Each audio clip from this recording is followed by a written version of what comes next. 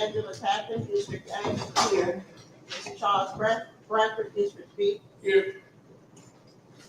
Mr. James Green, District C. Here.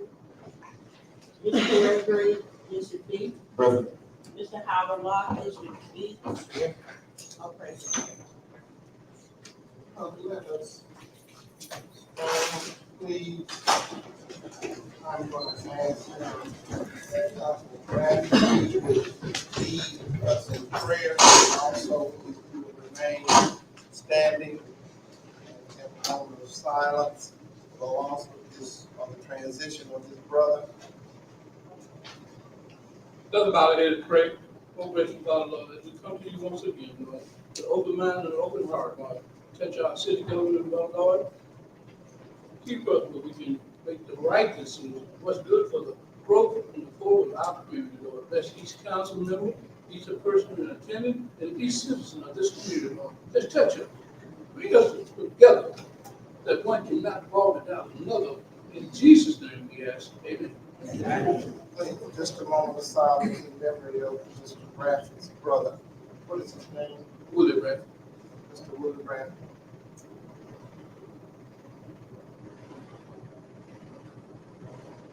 Thank you. Salute. Pledge.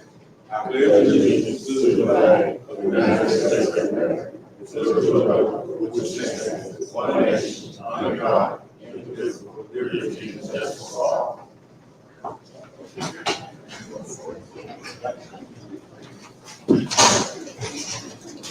Good evening, everybody.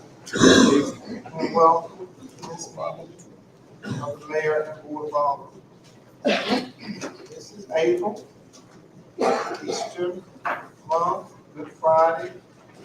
There are lots of Easter egg hunts going on across town. We try to keep those announcements on our page. So if you have any event, please feel free to share it with us so that we can help the public to be informed. Number 3, public comments as they relate to items on the agenda. Louisiana open meeting laws provides that the public has the opportunity to address this board prior to our taking action on an agenda item at today's meeting. Members of the public will be given an opportunity to speak on any item before a vote is taken. You will be afforded 5 minutes to make your comments, and the entire public's comment session period will be limited to 30 minutes unless an extension is granted. This is not a question and answer session where you may ask questions and demand answers of the board members, mayor, or the city employees. That brings us to item number 4. As I stated previously, Easter, lots of Easter egg hunt activities and festivities. Are there any other announcements? Yes, ma'am, I have one. Go ahead, Mrs. Tappan. On the May 3rd ballot, you notice our mayoral election, but also on the ballot is a renewal for the hospital tax. We want to have peace of mind knowing that we have a facility, a local facility that can take care of emergency situations. Nobody needs to have to drive 30 minutes down the road in order to receive emergency medical care. So in order to maintain our hospital, keep it thriving and running, asking all members of Morehouse Parish to please vote yes for the hospital tax. Go ahead. April the 19th, on the Saturday before Easter, our brothers and I are holding our 4th annual Easter egg. Last year we was able to give away 16 bikes, over 75 prizes, and $1,800 in cash. So if you have kids, or those kids, please have them come to Doc's Park and Saturday starting at 1 p.m.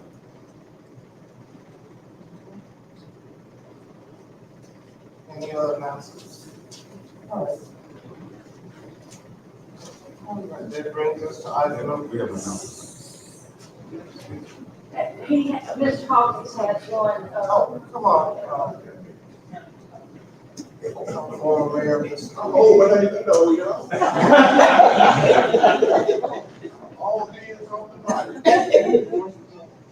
Mayor and Board of Aldermen, good evening to you, and thank you for allowing me the privilege of speaking to you. It's been a long time since I've been in one of your meetings.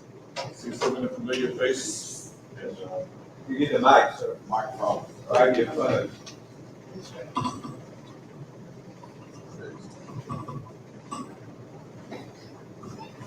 Michael Jackson said, once you get the microphone, don't ever turn it loose. So, it's just out. You have to eat it almost, or what? Now you're good. Again, good evening, and thank you for allowing me the privilege of coming to speak to you.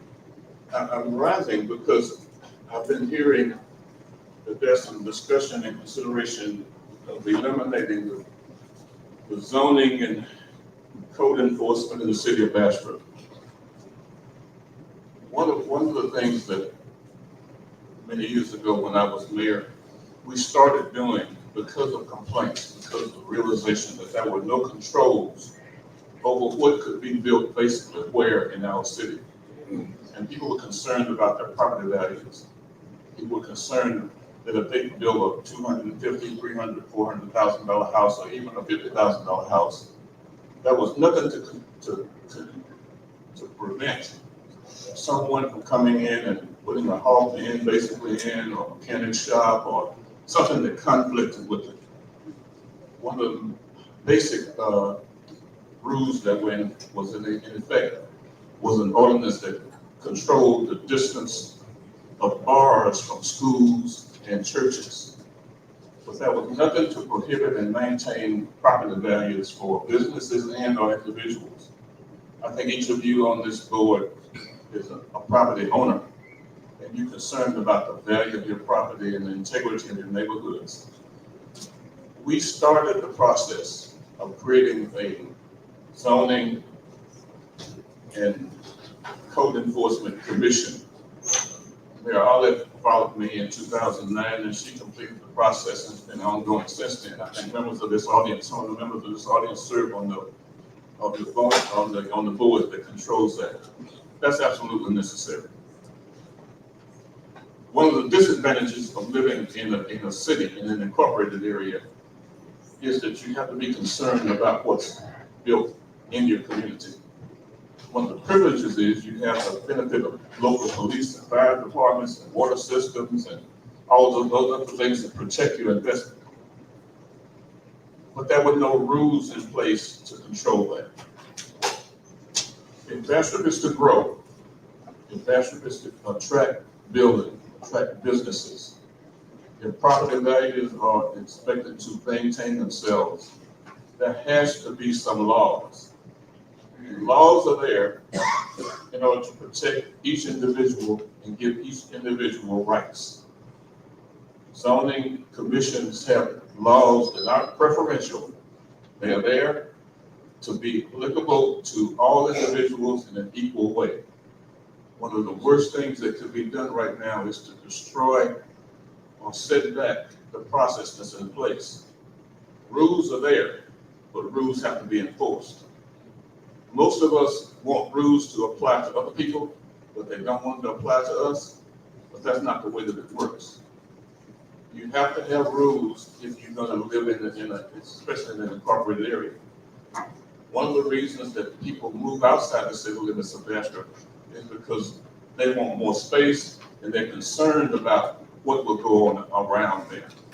So please, if you're considering eliminating or cutting back or controlling, don't eliminate your zoning and code enforcement regulations. They're vitally necessary if you want your city to be the great city that it is and can be. Thank you. I'll stop, sir. Point of information. Point of information? Yes, sir. You said you heard that there was talk of eliminating code enforcement in the zone. Yes, sir. Okay. I just thought I heard you. I just want to hear you. I did. Make sure I heard you clearly. Right, yes. Okay. Because what you stated about let's get rid of zoning, this kind of new to me. Okay. No problem. If what I'm saying doesn't have an application, just disregard it. I think it was more concerned about the process of zoning, how zoning can handle it. I don't think it was about, and I can be wrong, anybody can correct me, I don't think it was about getting rid of zoning. I'm sorry, you was misinformed. Yes, we will. And I can provide some clarity on this. I had a call from, sorry, hold on. Sorry, Devin Jones, city attorney. I had some calls about planning and zoning. They had a meeting, maybe a month ago. And at that meeting, somebody had appeared that was previously code enforcement with us and it informed them that myself was seeking to get rid of the planning and zoning commission.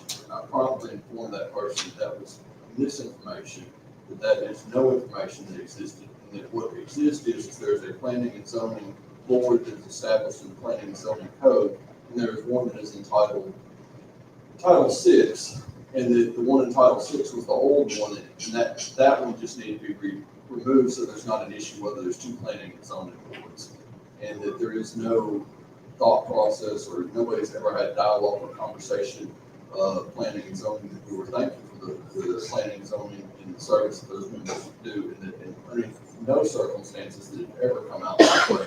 The individual from code enforcement who had articulated that was misspoken or misunderstood.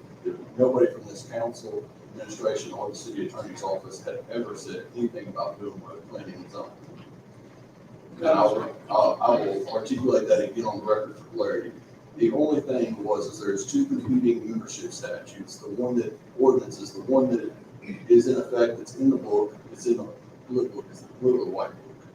Okay. Yeah, you and I had that conversation. Right? There's one outside that we just need to get rid of the old 1960s one and say what the membership would exist. And that was the only dialogue discussion was to get rid of duplicate memberships ordinances so that the planning and zoning can continue how it was with things. And that was it. If I could again, I like to stay on that a lot in the last meeting of the zoning board, and I was concerned about the power of the zoning board.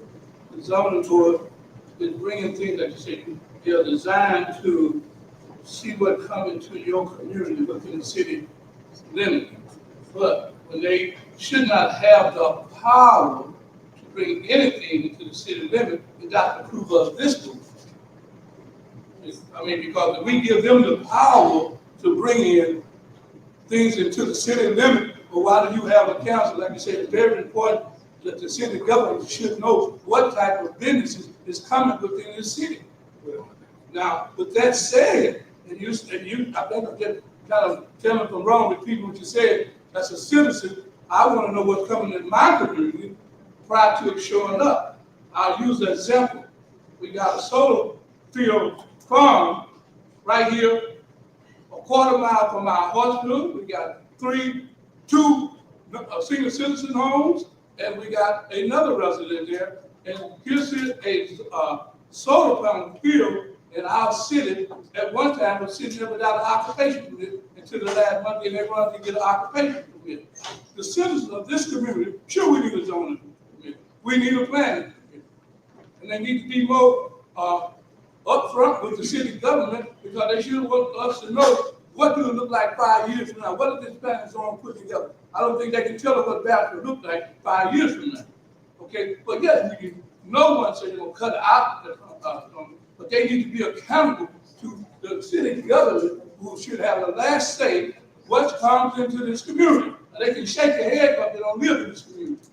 But I'm sick of that. That was a display. We're the only city in the United States that have a solar farm within inside the city limits. And we all know, hey, what it could lead to. That's where this disruption came in. This zoning board should not have the power to do what they did over city government. We, the city councilmen, are accountable to the citizens of this community, not the zoning board. The zoning board can do their procedure, fine. But let's not take the control of the city government and bring a new bomb and sit on the courthouse square. I said that. Thank you for clarifying all of the issues, and I ask this, that whatever the rules and regulations are as it relates to coding and planning and zoning, that they be competently enforced. I've been informed, I think I heard too, that the current code enforcement officer is position is no longer occupied. I hope that in hiring and in implementing in the future, we will strictly adhere to the rules and regulations and enforce the rules and regulations with all dignity and integrity. Thank you for listening to me, and I appreciate the clarity. Thank you, Mayor. Thank you for coming here. May I have one thing? Is, Pastor Cooper, a member of my district, Ms. Sharon Anderson, wanted to do something for the District 8 church. And she did, and she wants to give a District 8 church $1,000. Pastor Cooper, he was representing You Life Church, the award goes to him. So would you come up? Hey, Ms. Angela, what was it, that young lady needs to be recognized, 'cause what she doing, what she doing for District 8 is awesome.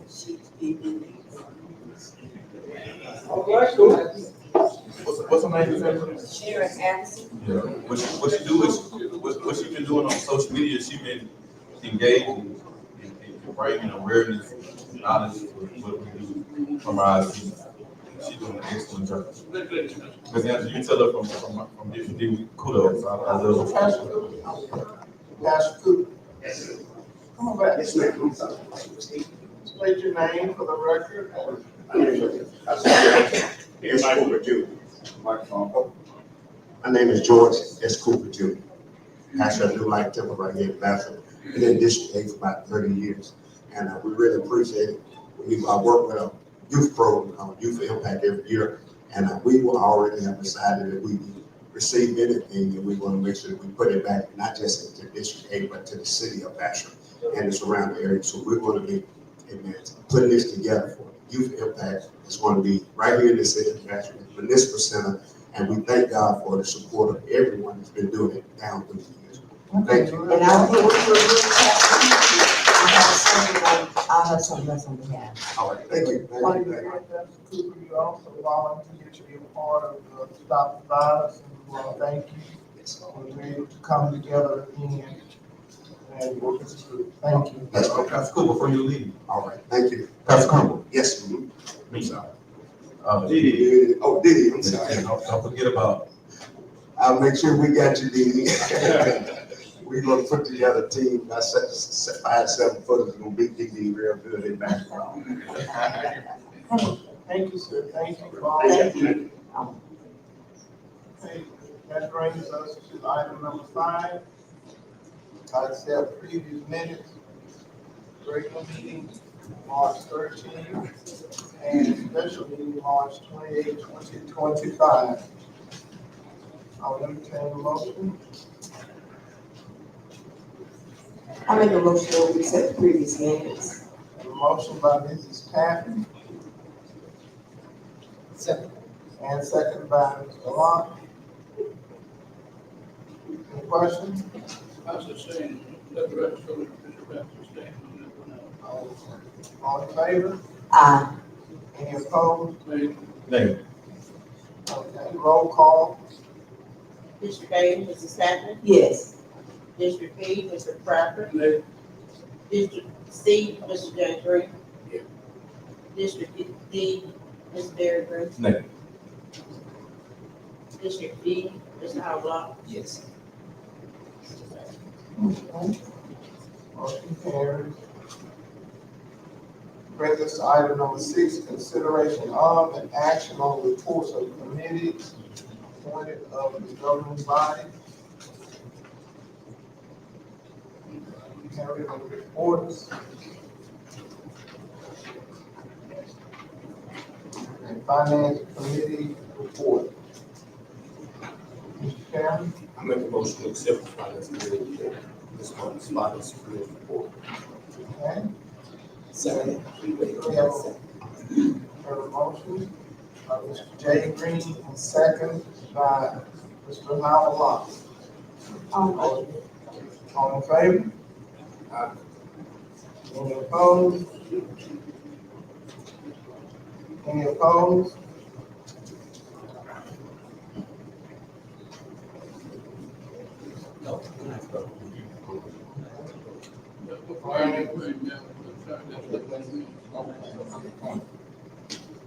Planning and Zoning Committee report.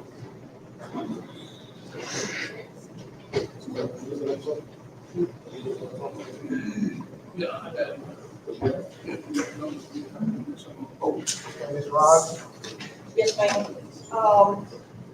Before I get to the report that that I have for you, I have a letter that I would like to read, and this is in support of, not taking away the authority that the planning and zoning has. So just so that I won't miss something on here, I'm going to read this letter. First of all, let me say that I believe there has been some misconception concerning the role of the Planning and Zoning Commission. Planning and zoning was adopted for the purpose of guiding development in accordance with the City of Bastrop's Master Land Use Plan and existing and future needs of the City of Bastrop in order to protect, promote, and improve the public health, safety, morals, convenience, order, appearance, prosperity, and general welfare. The governor stated that this commission was formed to keep politics off the city council, who are elected officials, so there would be no political favors. The city received a grant for the study and mapping of the areas to form the planning and zoning maps. In the application process of the planning and zoning, I think there had been a question about a person not having an occupational license. When a business comes in, first they obtain an application from the Bastrop Zoning Code Enforcement Officer or Office. Then they obtain approval from the Planning and Zoning Committee. The next, they obtain a fire approval from the Fire Prevention. Then they obtain a certificate of occupancy from Fire Prevention. Next, they register with Morehouse Sales and Use Tax. If they're preparing food or beverages for consumption, they contact the health inspector with Morehouse Parish Health Unit. And lastly, they have to provide a picture ID of the applicant. 2 valid phone numbers must be submitted before an occupational license can be issued. So that is the last thing, which has nothing to do with planning and zoning. It was stated by some members, of the city council that they do not know what is being approved by the planning and zoning. The agenda is posted on the door of City Hall well ahead of the meeting times and the dates, and the public is welcome to attend. It seems to me that if someone was interested enough in the city, they would attend meetings so they could be well informed. The disconnect between some members of the city council and the planning and zoning appears to be the lack of effort or inability to comprehend or accept. As to the IP property, those were private sales. Planning and zoning had nothing to do with the sale of that property. We only approved the solar project. Excuse me, I'm so sorry. The IP property is considered a brownfield property. And according to the EPA, Environmental Protection Agency, a brownfield is a property of which the expansion, redevelopment, or reuse may only be complicated by the presence of potential hazardous substance, pollutants, or contaminants. Many urban properties are brownfields because of past use that may have left these contaminations. And that is why that is considered a brownfield property by the EPA. How many industries would build on a contaminated site? I'm so sorry, y'all. How many industries do you see lining up to come to Bastrop? There is no scientific evidence that solar,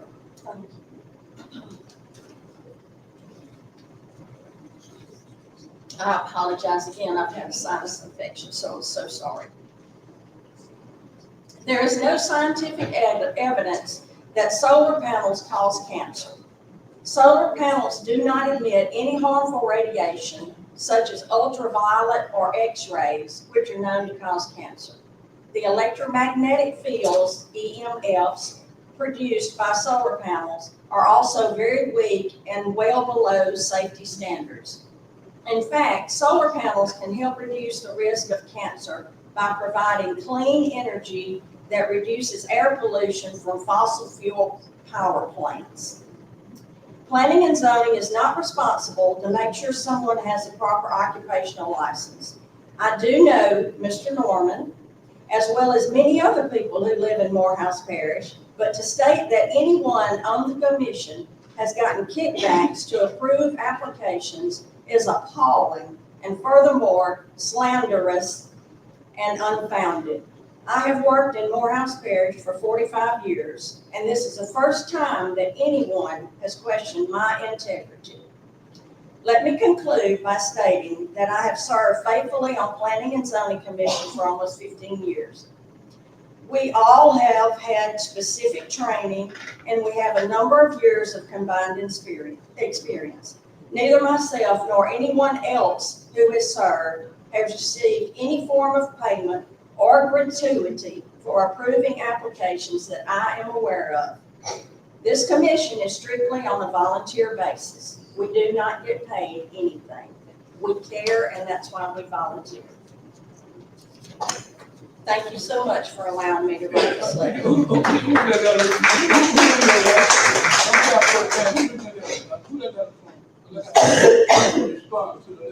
I apologize so much. I'm sorry, Mr. Bradford, I didn't hear your question. No, you read the letter, that's from you? This letter is from me Okay, specifically. can I respond to your letter before you leave? Yes, sir, you can. Okay, thank you. I don't think no one said anybody got any kickbacks. That's all new to me there.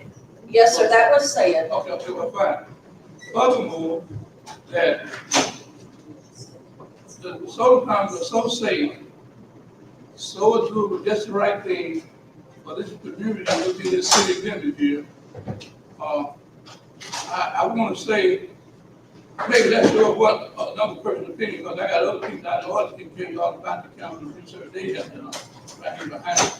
But with that said, we're gonna get into the number of assignments, okay, we're gonna get to that. But I would like to say, in response to your letter, that the code enforcement director, you said we're not interested in this community. I like to make that clear. The people in this community are very interested in that community, because they live within this community. Okay? I'm sure you said on the code enforcement, you live out by Buzzard Break. You got a farm out there bigger than this community. And it was so safe and so doable, you might should have put them there. See, because don't tell me about how long you worked, how long you didn't work, because that's irrelevant to this community. I am concerned about this community. I live in this community, and I know the effect of solar panels. Okay, and we are again our state. Let me state about the brownfield over here, international. Are you aware that that international site over there, the new is a blue ribbon site, have been cleaned up? Check with Representative Eccles, and I think at the time Representative Fred Jones, I think who was the representative, they combined together and made a statement, and it became public, saying that had been cleaned up to the fully. It was a blue ribbon site. A blue ribbon site, for those who don't know, you can bring industrial development there other terminated, what they want to call terminated solar panels. I'm gonna call that's one person opinion. We're gonna get to the statistics, like I say. But again, I think it was very, very disgraceful for code enforcement to start there. You say that you fill the application out, then the code enforcement come and do it there. To do that, the document for this city government, letting the citizens know we represent the citizens. They had came before the council, they wouldn't have to be here. That's why we're here. Then you're saying that you don't. We I'm sorry, I apologize. we speak for each district, each person have a district here. If you look at the makeup, you can tell who the people are. Again, those senior citizens, our local hospital, sit in the vicinity within a quarter mile, 1/16 of a mile, and the other is an eighth of a mile. Now, with that said, I don't know how the planning committee, I don't know about the planning committee, the code enforcement, and Mr. Norman, bringing this in this community. That's at 2 o'clock, let me see, maybe a quarter mile from that system, I live. And I am concerned, and I do attend meetings. Don't say that we're sleeping, but we're not. Okay, we're not, well, I'm alone with you sleep. It won't go to sleep on you, I can promise you. Okay, yes, we're concerned about our community, and respond to your letter. I don't think it was appropriate for you to tell us when to meet, how to meet, but we're not concerned about our community. That's what I get from the reading of your letter. I respect that, and I respect your position. And I do live outside the city limits, and I do have a large farm. And the only reason I don't have solar panels is because I run cattle and raise hay on my What farm. about these brothers living in this city? What about these brothers living in this city? What about a cow and a horse? I'm gonna give you a break. You asked me On your why I heart. didn't- You on your heart. So you just got my grandchildren in the city. Come on. You got more than a horse. You can my grandchildren in the city.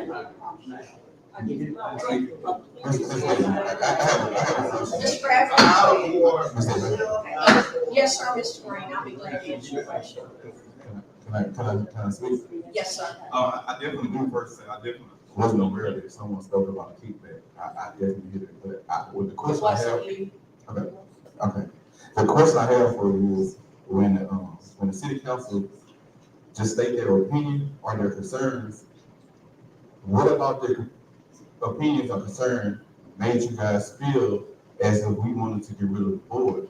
Because here why I say that, because if you guys are, when Mr. Rapper said, approving things to come within the city. So why we can't work together? Working together is you guys hearing our concerns. But it seems like by us saying our concerns, y'all got Mr. Clarence Hawkins going to be saying we're trying to get rid of the board. I don't think that's fair, because just what we get, we just want to speak our concern and work with you guys. It's not, it shouldn't be a fight. It should be us working together, because what Mr. Rapper did say, we do live inside the city of Bastrop. You guys do not live inside the city of Bastrop. So what comes inside the city of Bastrop do affect us. So we want to just be part of it. And I can say, like I told Mr. Norman, I do take accountability, because I did ask him, and he real transparent. But what I'm trying to get at now is, let's work together. Hear our concerns, we hear y'all concerns, and implement something that we all work together and we all happy. Yes, sir. It shouldn't be a fuss. Yes, sir. And I totally agree, Mr. Green. I totally agree. The reason we thought that is because it was stated that when we approved something, it didn't go before the city council before it was approved. So if it had to go to the city council before it was approved, then what would be the reason for having planning and zoning? Now, it may be that you want to change things, and things that require special permits have to be approved by the city council. Like maybe we get approval from us first and then bring it to the city council. I don't have any problem with that. And this one, so because it's all. In order to remain, remember, the quorum and your questions should flow through the chair. I'm sorry. Okay. And that is. So you want me to ask you a question? You ask No, flow through the chair, that can help with minute taking and help to keep the quorum in order. So that's the order of it. Okay. Green? If I can add some clarity to it, I'm gonna be real clear with it, because I know this, sorry, Devin Dillon, city attorney, I'm gonna be real clear with it. I've spoken with some of planning and zoning, Ms. Roberts and that before, and I've spoken with y'all, and I will be real direct with what I'm gonna say. I think the discord that has happened tonight is the discord from a meeting where we had a code enforcement officer who, within a week after going to their meeting and saying what he said, submitted a resignation to the city. I believe he just created discord by telling them that we had intended on closing it, providing information that was discord. I want to say to everybody that that was misinformation that was submitted by somebody who submitted the resignation 7 days later, who is no longer employed here, And why somebody did that, I have no idea, but nowhere has anybody ever said that they want to do anything. The discussion in here was about, should we have an ordinance regulating solar farms? Should we do something? Should we do that? No one has ever seconded that I have worked with on this council has ever said, the type of things that I was told in that meeting has ever came out of somebody's mouth and done in that manner. And I just want to be on record that I have never said that. I understand how planning and zoning works, how it's advisory for the city. These places are here because a lot of times planning and zoning members have better knowledge of buildings, regulations, things like that, as an advisory to help out with certain functions. There's always discussion about amending things, just as much as planning and zoning brings to us amendments to ordinances like the horse one that you brought when I first came on. Yes, sir. That's pretty functional how it works, but there are some administrative functions that just get delegated to them. And I think the dialogue about that is what we were trying to have that night, was explain to people how it works, where it works. In fact, Mr. James Green and I got to tacit argument over which book, and we found out that there was 2 ordinances. We said, hey, let's go with the ordinance they've been using to develop this board, kept this board. Let's just take out the one structure. That's what we were going to do. If there's anything misinformation from that, I think what has occurred is that somebody spilled something that was, and I'll call it for what it is, it's a lie. Spilled a lie into your board that was inflammatory. It was not grounded in anything that had been said or ever done or opined to them. And now it's kind of shocking to the board here because now they're hearing about it. And it's gone both ways, but that's what I wanted to say was, I will be very frank. The information you were given by the former employee is a former employee who submitted his papers to resign 7 days later. I think it was on the way out, a parting shot of being upset that he had been grilled about his lack of performance in the job. Because I think we all aware of the process. We all aware of the process, how what everybody has to do when coming for its home. And I think that when a particular project took place, and we just hope special project took place, we were just speaking our concerns. And we don't want our concerns to fall on deaf ears. Because we understand you guys are volunteer work, but it's us all. You guys, even the council, we just want to work together. And we definitely speak from this deed saying this. Thank you so much, Madam- Mr. Green. Madam I Chair. respect your Yes, opinion yes, and your ma'am. comments. I'm Thank sorry. you. All right, Yes. Go ahead. Ms. Roberts, I'm glad our attorney cleared that up. The discussion that we did have was regarding the special permits. Yes, ma'am. You know, the way I feel is that I don't have a problem with y'all giving the other permits, but for a special permit, I think before the final decision is made, then you should brief the council Yes, ma'am. on it. So that's my only thing. Yes, And I would ask for a written report of the businesses that's coming, so we can inform the community when we cannot make it to your zoning meetings. Yes, ma'am. So we can work together, and I hate this person starting with all this mess, because it's infuriating people, and this board came in blind today. We did not know this. So we can work together, we can fix it. From here on out, we'll talk. Thank you so much, Ms. Tanner. I respect your comments as well. Go ahead, Mr. J. Green. Go ahead, Mr. J. Green. You had some more on your report. Yes, ma'am. Okay, Yes, ma'am. go ahead, Mr. Mr. Green. Okay, while she's on, when she finished her report, yeah. What is it? We'll just kind of take a look back. Somewhat it just transpired. It's just like, so I'm just taking a back. I'm just trying to absorb everything that just transpired because it's kind of mind-boggling to me. And it's kind of disheartening because we all work together for the betterment of the city of Bastrop. And based on what the attorney just said, based on the information that was given, and when you read your letter, and I'm sitting here, and some kind of disturbing language in there, because now I'm starting to get it because of what was told to you guys, because we talked about strengthening When you was here, you remember the attorney and I, we went and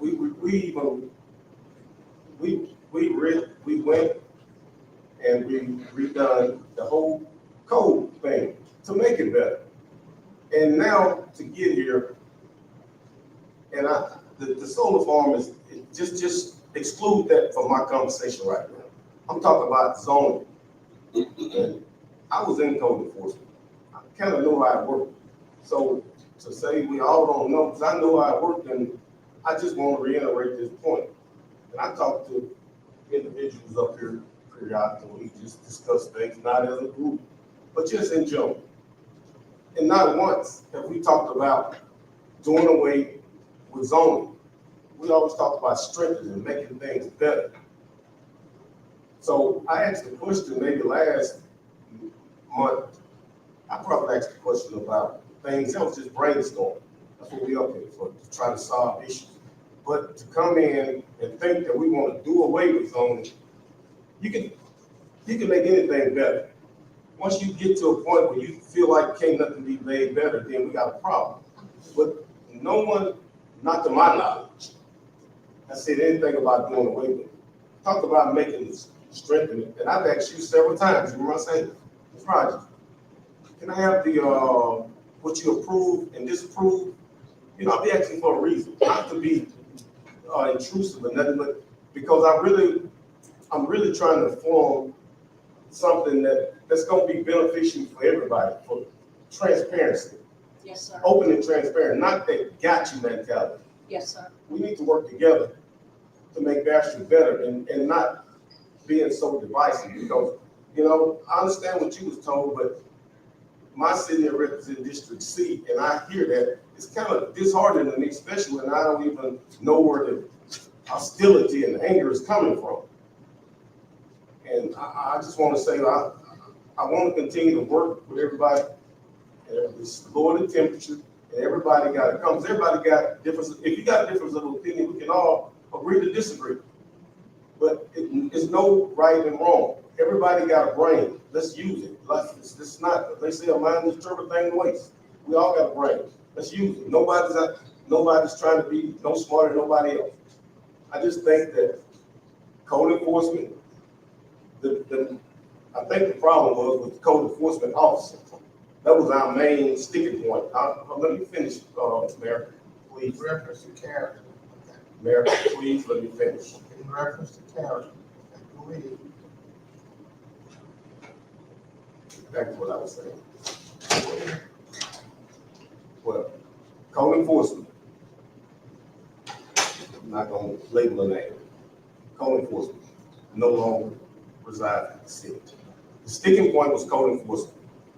And then the board. And now some kind of way it then got mixed up that we don't want a board. That's not the case. We want to strengthen it. I'm probably being redundant, but I want to emphasize to you and your board, it was never an intent to get rid of the board. And as always, and I'm looking at this way so we can improve the functionality of the board, as well as this board.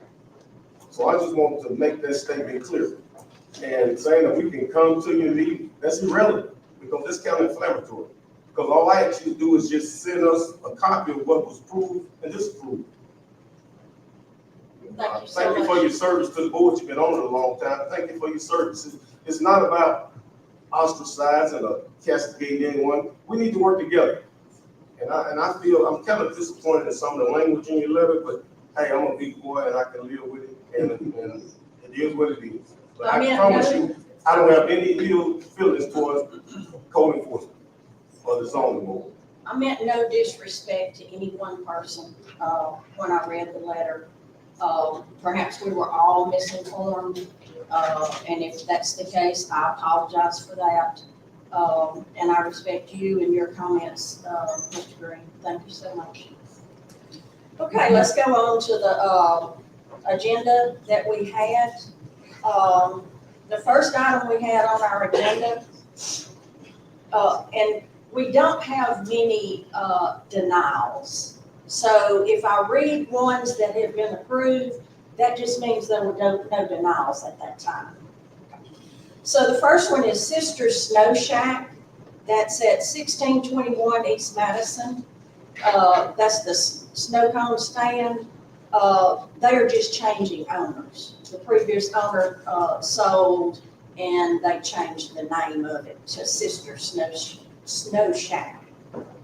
The next one is Morehouse Transmission, 1771 West Madison. That's the same, just a change in the owners. Mechanics at Work, 1106 Montgomery Avenue. That's a person who is a mechanic, but he goes out on calls only. There will be no cars or vehicles or anything in his house. Why Not Cape Images, that's a photo shop, which will also be call-outs. I'm sorry, 745 Boatner Street. Artistry Beauty Bar, 653 East Madison. That's clothing and accessories.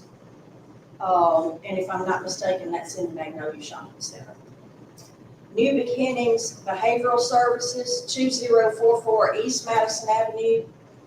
They're just opening the building next to them. They already have their existing business, but they're just got a building right next to them, and they're just gonna use that as their office space. Thrash and Jones Properties, Thrash and Jones Lane, that's a trailer park, and they're just adding some trailers in that park. And it fit within the parameters of the size of the trailer park and how many trailers could be placed on there. What is it? It says Thrash and Jones Lane, and I really don't know where that's at. I can find out, but I think it's on Nicholas. I think it's on McRae Street.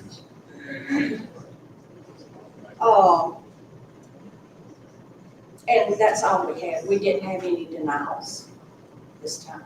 So Madam Chair, so Ms. Rogers, next month you'll have us a printed out list of all the people that receive permits, right? Oh, yeah, I can do that. Yes, ma'am. So you want me to bring it ahead of time so it will No, be in your we need- packets? Or just Yeah. pass it out? You can turn it in before our packets come, or have it for you. Either way, I Okay. just want a printed list. Okay, okay.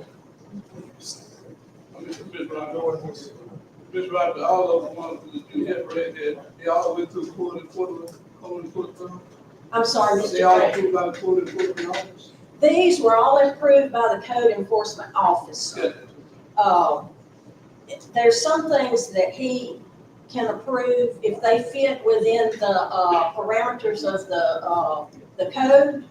He just goes ahead and approves them by right, is what we call it.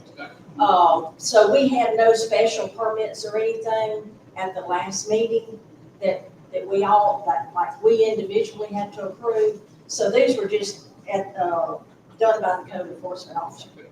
And what happens when we go to the meeting, we have our packets that Ms. Holmes gives us ahead of time that has the applications and everything in there.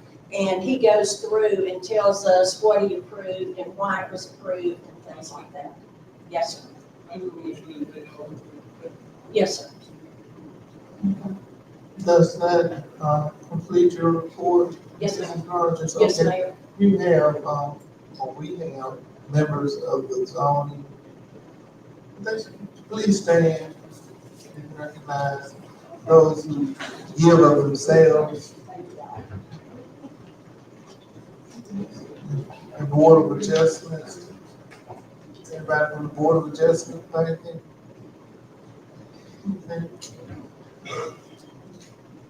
Thank you. Thank you, Mrs. Rogers. Thank you for your services.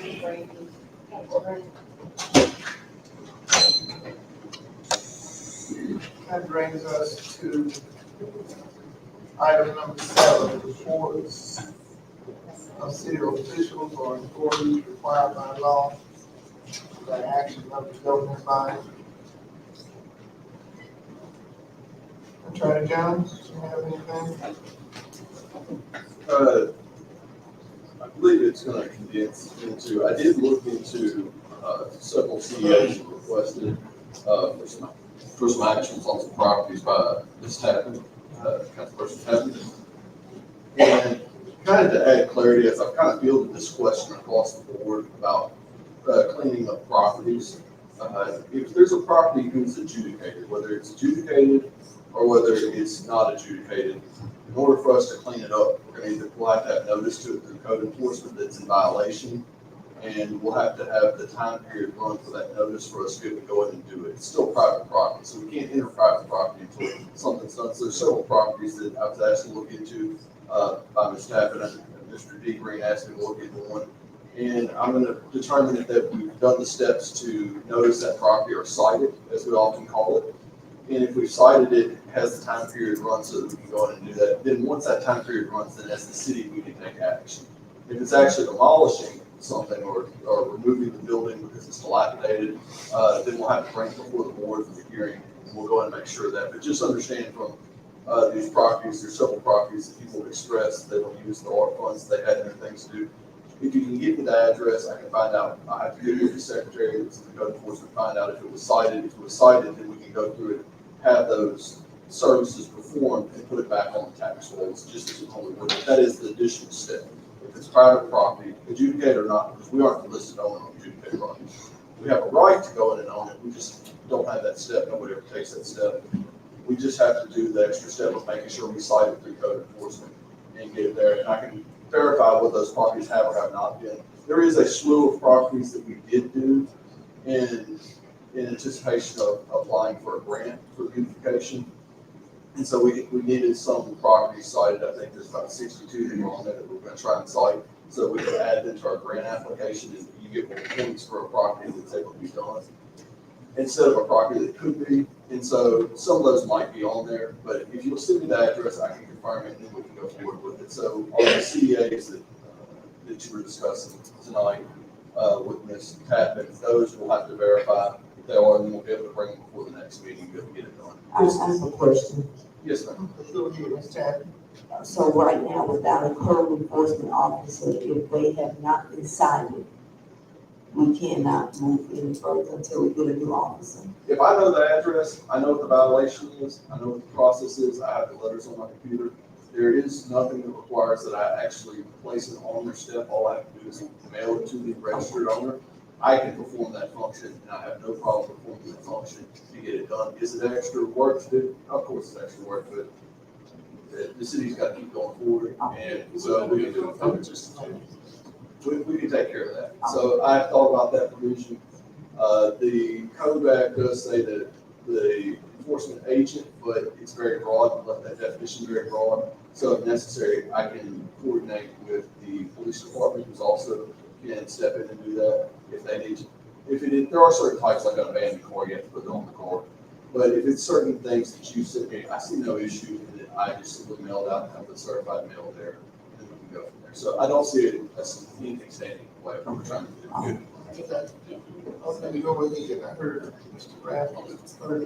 Attorney, you said you'll be able to carry that function of that, the code enforcement? In the limited role of, it's going to be a very hobbled circumstance of me doing it, because it's going to require that I have to have somebody be eyes and ears and take pictures for me, and then I'll have to send out the notices. It's not the ideal way to get it done. The ideal would be have that office staffed with code enforcement employees so we can get it done. But for the short time, so we can get to the next meeting with the delays, I think that will suffice on the limited amount of properties we have. I asked you a different question because once I think maybe a conflict of duties for you to do, I mean, just from a legal perspective, for you to do it, it seems like more and more you get into a daily operation of city government.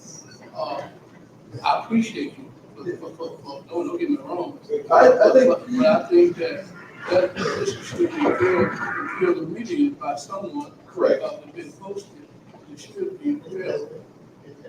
Yeah, I've been, what you stated in your last meeting that you were posting, and I'm based on what you said, there's a minute to say that it haven't been posted yet.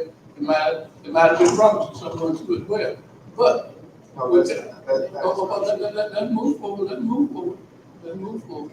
But with that said, Attorney John, I would like for you to really accuse yourself from that position and then to be in front of an officer and that's a call. But it definitely needs to be fair, but I think that's session work for you, and maybe a company to be our attorney, and it should be, let us know on behalf of the city attorney to have a role once we come to court, not actually, they, do a holy court off. I'm just saying, like you said, yourself, it's kind of It's line, not- it it's not- could be done. It's not super ideal Not because super ideal. you have investigative functions in the city attorney's office.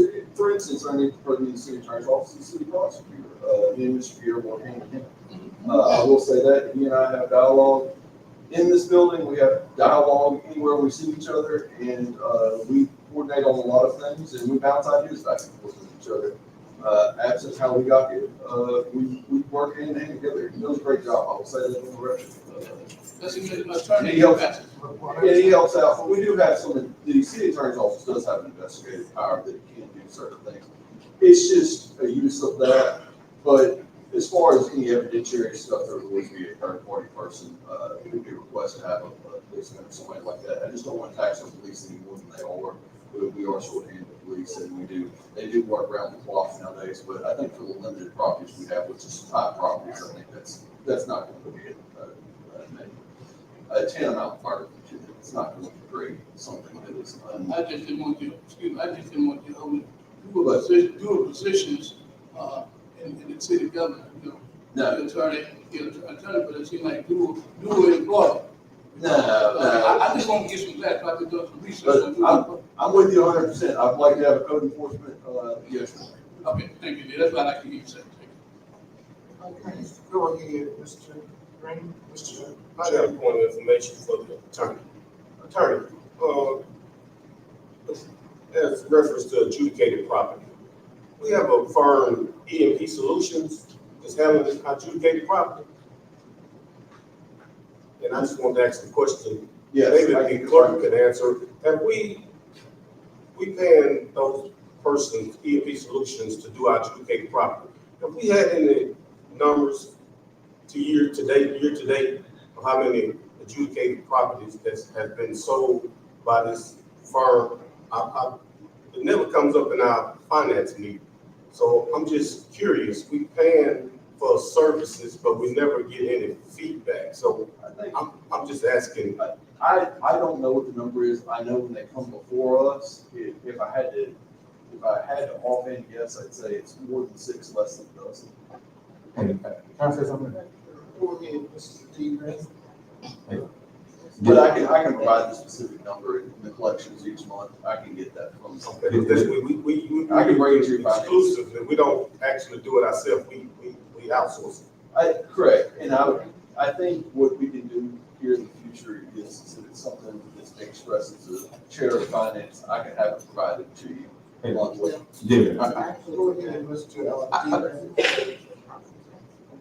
I think I shared this last week, and this is what we keep running into the problems with, because when we speaking to you, and it's like, I don't know which role you're gonna play. You're gonna be city attorney, and you just gonna speak legal, because some of the conversations we have with you don't pertain to legal, and this is how we end up where we are as counsel. It didn't make it seem like we going back and forth with you. So like, we ask for information for legal matters, but some of the stuff that we are talking to you, calling, it's not in your job description. Correct. I don't keep up with him and LLC. I have to go ask somebody. Because then when we get out and we talk to our constituents, we say we listen to our city attorney, and then when you sit back and think about it, like some of the stuff we shouldn't be talking about. It's actually Trish would be the person to ask on that. Well, let's start there. Yeah, she's the tax person. That's who it goes through. Well, from a legal point, my point of information was the last time we came up here, we sold the over on Cooper Lake Road in my district. We sold some property. I'm asking this for a reason. The city did that. E&P didn't do that. So what I'm saying is, either we're gonna be consistent. Who are we gonna? Are E&P gonna do it since you legal, or are the city gonna do it? Now, am I right? Did the city do it or E&P do it?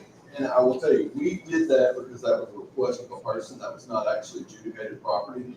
That was just property that we declared surplus.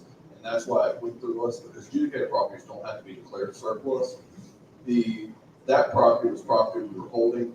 It did go through me because the question was, how could we carve it out? I had to work with the Public Works to get a survey to carve that out. And ultimately, when the sale of that property came through, that property was actually, we were incapable of selling that property. I guess point of information was, so they're dealing exclusively with, adjudicated property. This firm, that's what I'm getting at, this firm. Just adjudicated. So anything else comes through the city attorney? Correct, because we'd have to declare surplus, have it appraised, set the price, and then after you declare surplus, you would have to put it up for a bid. Yeah, okay. It's clear that that property sale did not go through. Let's make sure that's. The property sale on the Cooper Lake Road property did not go through. You see, this is my first time here.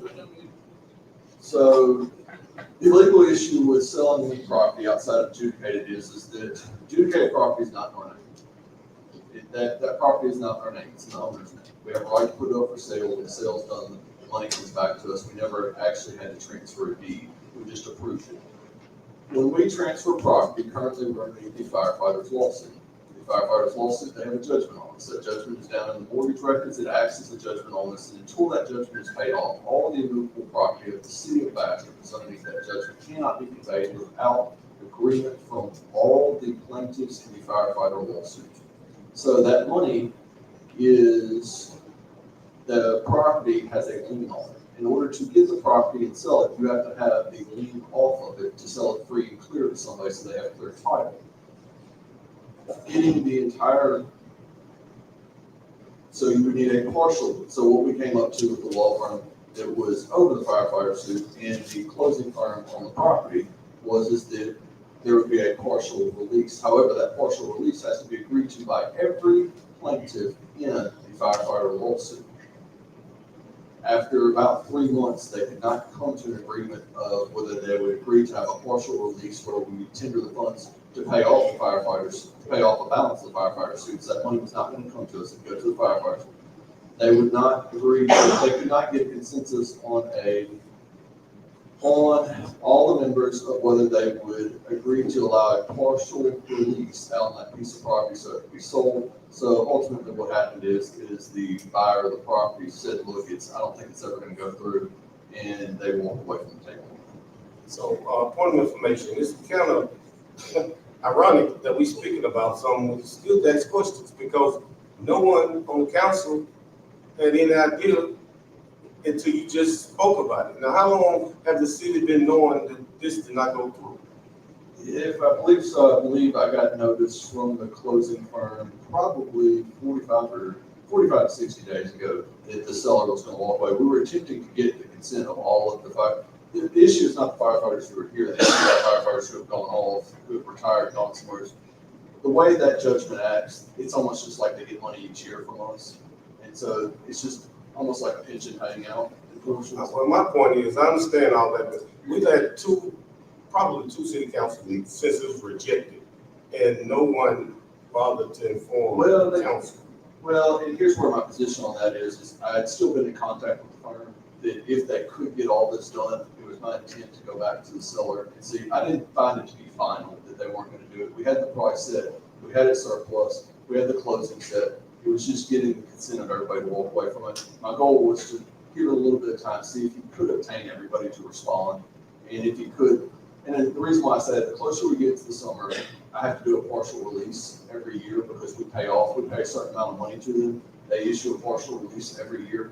It's in May when that occurs, and they issue that to me after providing it to auditors. I was hoping whenever I got that partial release that we could add into that partial release the release on the Cooper Lake property and still go through.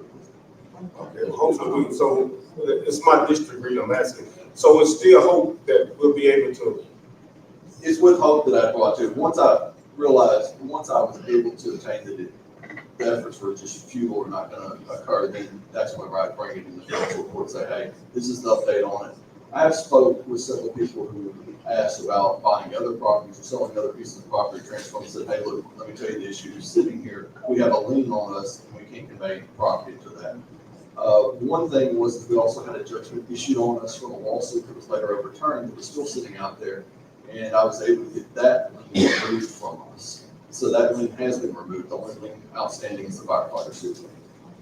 Hopefully it's not wild. But yes, once I got past the May partial judgment, if it still existed, it's my goal to bring it, say this is a problem, it's gonna create a problem for he transferred over the property from us. And it's the reason why you don't want adjudicated property being taken in our name, because if we take it into our name and then sell it, it's going to trigger that mechanism where they have a lien on the property. It was not 45 or 60 days ago when the owner made the decision to not acquire the property. And I know that you had a process that you had to go through in terms of that firefighter's lawsuit. It is, and it is tough because it's not a class action. It was actually a multi-plaintiff lawsuit. Different if it was a class action. If it was class action, the attorney would make the decision. It's not. It was a multi-plaintiff suit, so every person has to agree. Go ahead, Mr. President.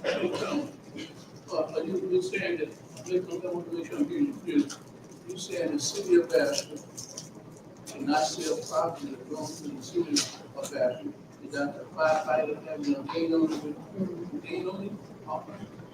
That is correct. You have to pay that, you have to pay that. You have to pay that for we can sell that property to the city of Bastrop. What do, you know what's the balance, to the, that we owe the firefighters right now? I can tell you in 2 seconds. And I mean, this is why I asked, $50 million.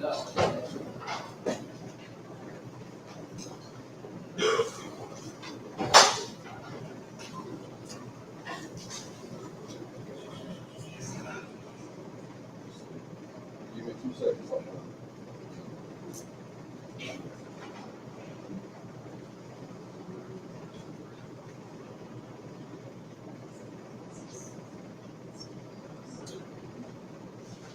So we're on the third partial satisfaction. It was submitted, the most recent accounting statement was submitted in this. It's filed in the clerk's record. It was submitted in, looks like we signed it in May. May 6th is the annual date that wraps on this thing. So understand May 6th is 2019 when it started. This one, as of May 6, 2024, the balance that we owe in the suit is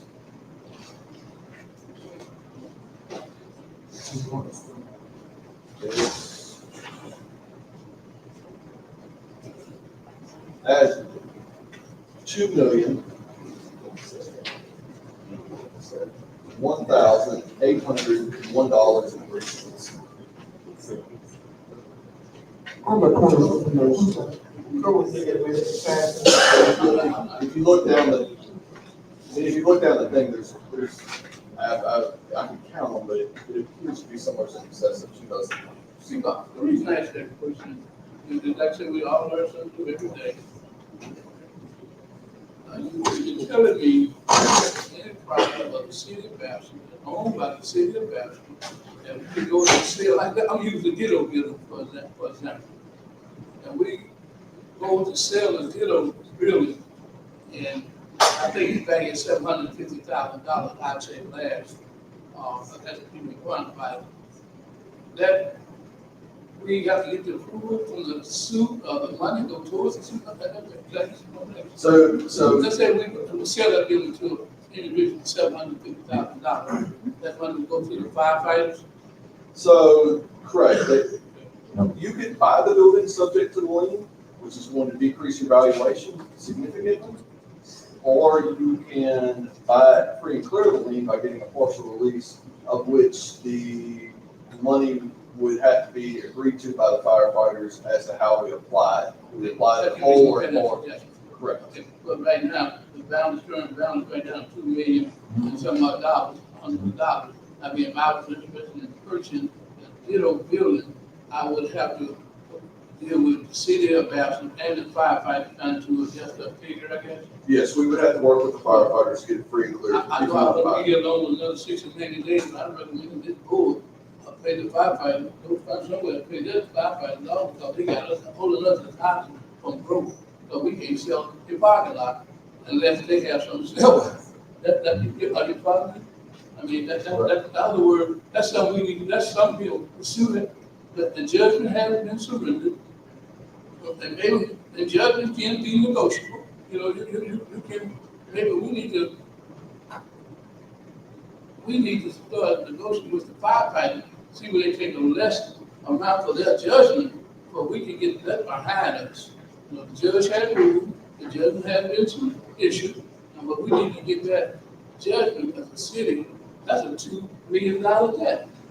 And we need to get it behind us as a city, but we can be able to do away with some of the property, we'll be able to sell some of it, we'll be able to sell a piece of property over there we just spoke about, Cooper Lake Road. We got a $750,000 building,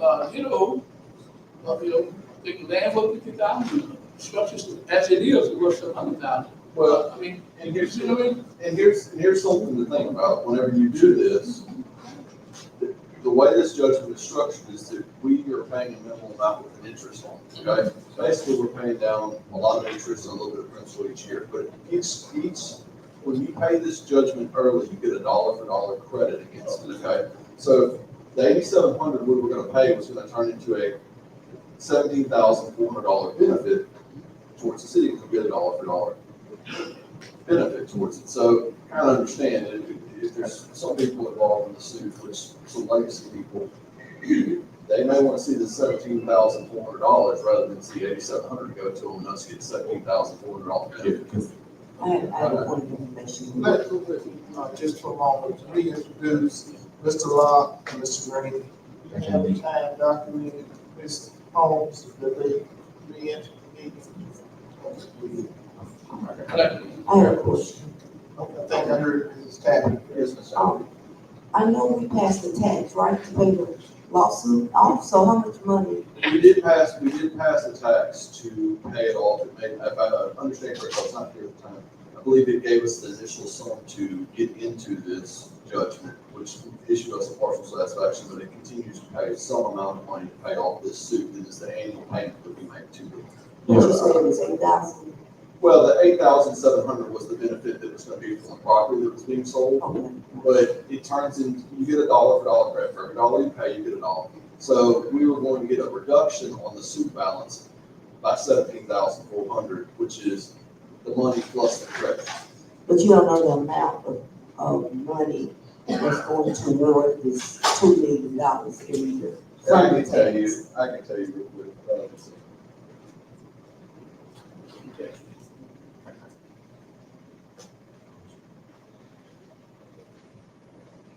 Yeah, and while you're looking at that, if I'm not mistaken, that amount also draw interest as well. It does. If you don't pay it. Many rest in peace. Americana educated myself on this matter a lot. That he was trying to get it passed to get the apartments paid. And he had informed me that if the funds haven't been paid, it still draw interest. So we can pay out, I think we pay monthly if I'm not mistaken. You can, and we usually, we pay in a lump sum. It's a per annual note. I have discussed that. I've had a lot of discussion about this, although I was not here when this was present. I've had a discussion with Mr. Pierre, who was present during this, and who did a job of representing us and has provided me a lot of information. We've worked hand in hand with this. And that is correct. The amount we do pay does pay off the interest and does pay off some of the balance each year, but kind of like a home on the first, 10 years, you're paying a lot of interest. And that's why the dollar for dollar credit was built into it, which was really a design of Mr. Velor, who is involved in this, and our council at the time. And the goal was that if you could bond or do something like that, maybe pay some of this off to be able to do something like that. You get a dollar for dollar credit instead of further.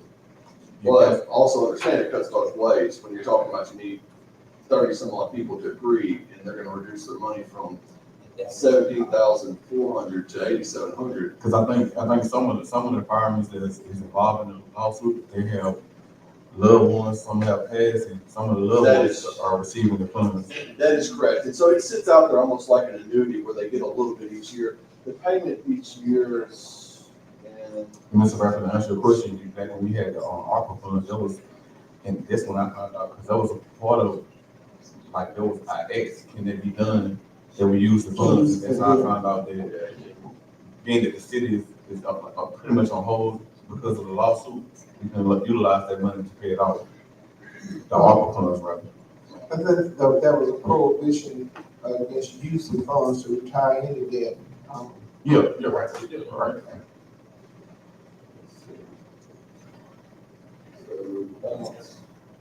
I'm fixing to tell you how much it is if I pay each year. I've got the 2 years in a row. I can remember, right, it's like 42,000, I thought. But if I'm correct, that's about right. 485 is what I remember. I believe that's very close to what it is.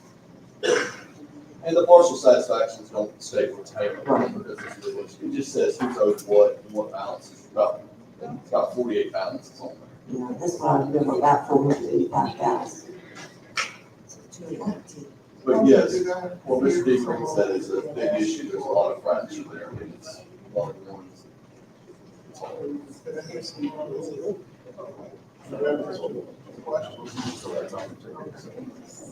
All right, item number 9, unfinished business. Is there any unfinished business? Ms. Austin? Y'all know 8, man.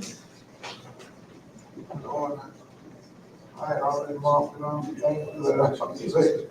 Action on ordinance and resolution introduced in previous meeting. A, resolution 25-2092, a resolution amending previously adopted consolidated budget.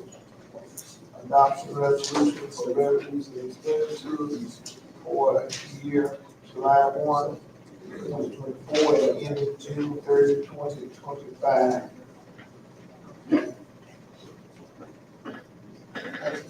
Mr. Oral.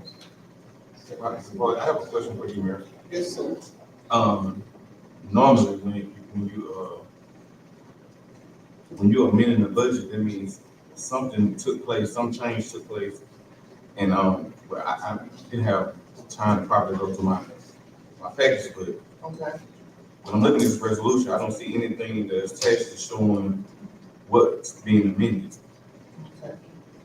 So right now, it seems like, from the Okay. looks of it, and I could be wrong, right now, it just seems like we just, without looking at it in front of me, the budget, and seeing what line items are being amended, it just look like we don't amend the whole budget itself.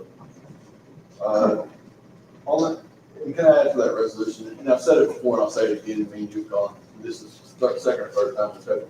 This is just to add in that section 7 that says that the budget note about the sports programs. And you said that last time, I'm still gonna stand firm on why we're reviewing the budget, just put the notes in. It's the title of the resolution is what the title of the agenda was. There is no budget amendment attached. So let me ask you a question. So we right now, this council body, one other question, this council body adopt this resolution, because it's saying amend previous adopted budget. Are we not adopting any amendments that took place during this current year, fiscal year? No, because there's been none advertised or provided. You're just amending the adoption instrument to put that section 7 in there. I didn't know. When you change Which one was the resolution, programs. Not gonna vote. you have to change, it was by resolution, and that's the same way that it has to occur. Attorney Jones, is replacing. Yeah, if you place an additional note, and probably the better is that it should have been bolded and underlined to show that that's the new language in there. But section 7 is just the new language, the rest of it's all the same language. So you, in other words, point of information, we changed the language. We're adding section 7 to the adoption instrument. That's it. It says that y'all did not seek to kill any programs or not promote programs. All you did was seek to address the issues that existed that we previously discussed for a long time with the. It's changing within the budget, right? No, we're not changing the budget. We're just changing the adoption instrument. You're putting a note there that your intent was not that. I don't. Well, it's a section where it says, it says to prohibit previous commingling of public and private funding. So, what is that? That was whenever they were taking the track donations in there, and we took it out already. We've already voted to take the track donations out. because it was private track donations going into the public accounts. And that's what y'all voted to do that time we took it out of the budget, was to say, hey, we don't want this commingling anymore. We don't want that. Because the reason I say, because resolution amended previous adopted consolidated budget adoption resolution, general funds and all special revenues funds for revenues and expenditures for the city of Bastrop. So again, that's why I asked, if once you, But that's just the title of the adoption instrument. The only thing that's being amended in is this is being put in. so, This is it. You've already adopted. You're not touching the whole thing. You're only putting in section 7. we have adopted a budget, but we haven't adopted a amended budget. The original instrument was titled the amended budget. I went off of it. It was never changed out of the title. So, But y'all did not adopt, y'all did not amend, y'all, for the record, y'all did not amend the 23-24 budget, y'all never amended it. But it was left in the title. The titles don't control it. The language. so did the 23-24 budget come to be amended? It did, and y'all voted not to amend it. So now you're here with the resolution saying the same thing, amended The budget. resolution that you adopted for the budget said that too. Titles don't Give you a control it. coordinate. You can pull the one y'all adopted said the same thing, but it's just the title. Titles don't control anything, the subject does. Hence that's why I said, when we get to talking to you, Yeah. it's kind of it's being misled. Well, I'm sorry, I apologize, because I didn't vote on the budget. Yeah. So it ain't my place to even vote to amend it. Yeah, well, I don't disagree that the title says something occurred, but the body of it, y'all did not. Y'all voted, it was the debate about should we separate out the budgets and vote the 23-24 and then vote the 24-25. The adoption instrument said in the top of it, but y'all struck it out, voting to approve the 23-24 amendments. When she proposed the 24-25 budget, she also proposed, when it was proposed to do the 24-25 budget, remember it was budgeted up with the 23-24 that was amended? Remember they were running one? And we said that we're not gonna amend the 23-24 budget. Yes. And so. But the title of it never got amended. The title of the adoption instrument said that, but the body did not. So listen, being that you're our legal attorney, so why wasn't there catch before they voted on the budget? Because the titles don't mean anything. You can call something whatever you want. It's the language that's in it. But also too, then you can also be perceived that when you adopt a resolution that's saying amend the budget because of the title, you can what's fall up under that amended. This means like we are adopting it as well. Well, if you can, anybody can perceive anything any way they want to. And that's what I'm saying. Legally, it's not that way. Okay, go ahead, Mr. J. Green. Titles don't control the laws, the subject does. But the resolution does, and the resolution saying we are amending the budget. Yeah, but that's a title. You see where that's a title right there? That's a title. That's a resolution. Correct, that's a title for resolution. I agree with And that. the resolution said amended. Do we need to speak about? No, the amended? resolution doesn't say amended. The resolution is the body. So the resolution, NO 252092, what did it read there? That reads right here. Be it resolved by the mayor. No. The titles don't count. Titles don't count. I'll take you to statutory interpretation 101. Title 1 of the Listen to this.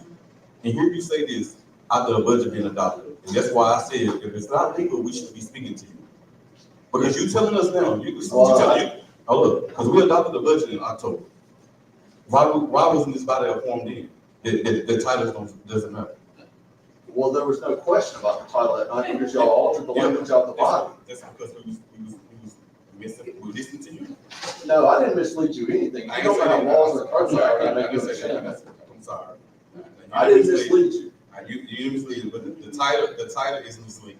I didn't make up that resolution. Can you tell me who made up the resolution? That was made up through the administration. The budget adoption instrument has always come through it. I then crafted the language and altered it. Okay, well, so I'm sorry, so I don't need to speak to you anymore. So we're married. Speaking of the body of this said resolution, is anything been amended in the 24-25 budget? Okay, section 7, budget adoption. No, I get this, I get section 7. I'm asking you a question. The reason why I'm asking this question because whether the council know it or not, at one point in time, that the 24-25 budget was presented to us to be adopted. We didn't adopt it. So here we are with the body that's saying amend the budget. So it's kind of like, and I don't want to say it because when you say stuff, and people take it out of the way, but it seemed like this can't be misled. Because at one point in time, the budget was put in front of us to be amended, and we didn't approve, right? Correct. And so what happened is, and I'll bring the history. The budget adoption instrument was originally proposed. It had the two together. There's a huge debate over having the 23-24 amendment in there and the 24-25 new budget. Y'all struck it out of the body of the text of that. The title was never struck. This title's not controlling, and it's revised statute 1:13. Okay, well, you finished, Mr. No, I'm not. And so I listed this amended, when I did the amended thing, I just listed the title of the thing that was amended to put in there the paragraph. Nowhere's in there did y'all ever vote to amend the 23-24. If you want to strike the title out tonight, we can strike it out tonight and do it. If you want to change the title, we can change it to cats and dogs. Doesn't matter. It's what's said in here. We don't make it different, no. I want you say title doesn't matter. Revised statute No, 1:13. don't use that. Title don't matter. What's the difference between a petition, a title of petition, your attorney, title of petition, and a motion to withdraw? They all gotta have title.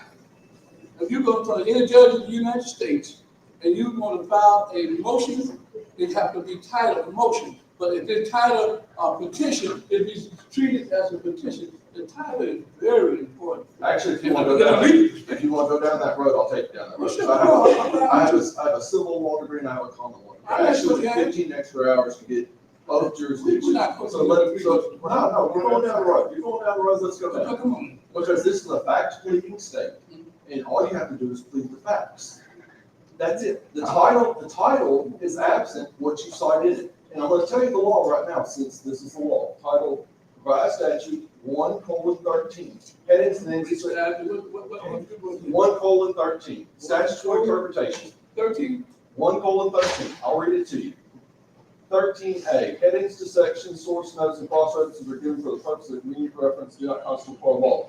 The key word, one-liner, summary, adjoining information, abstract, digest, or other words or phrases not contained in the section or sections of the bill following the enacting clause do not constitute part of law. Your enacting clause is be it resolved, and that's what counts. I do agree with Mr. Green that it can be misleading to the public. Yeah, if the title doesn't match because the what I'm thing. trying to do is, for some odd reason, you don't want to stay on the side. I'm trying to get you out of, let's only speak legal when it's pertaining to you. Anything else outside of that realm, let us speak to the administration. Because see, that's what I said, it seems like you're not going back and forth. If you want the legal answer, I gave you the legal answer about titles. If you want to know where it came from the administration. Well, I wanted to let that, because I hate to file a petition and complain of the petition, and have the judge rule on a motion. You can, and they look at the facts. I can file a petition, but yeah, I got it titled, I go to the front of the court, I'm filing a petition, but I got it titled motion. The judge was in the word, this ain't no petition, this is a motion. Actually, it wouldn't, that's not the law. Well, okay, I've been in federal court, I know you're listening in the background, I've been all the way to the United States Supreme Court. I've seen all I'm the a big fan, in 3 states. Okay, we're gonna. We don't clear the court. Yeah, I really don't think we're gonna get this issue resolved tonight. Can this issue table? I got one information. Go ahead. Let's see, my point is, we got an ordinance for this packages to be delivered on Friday. We just got our package yesterday.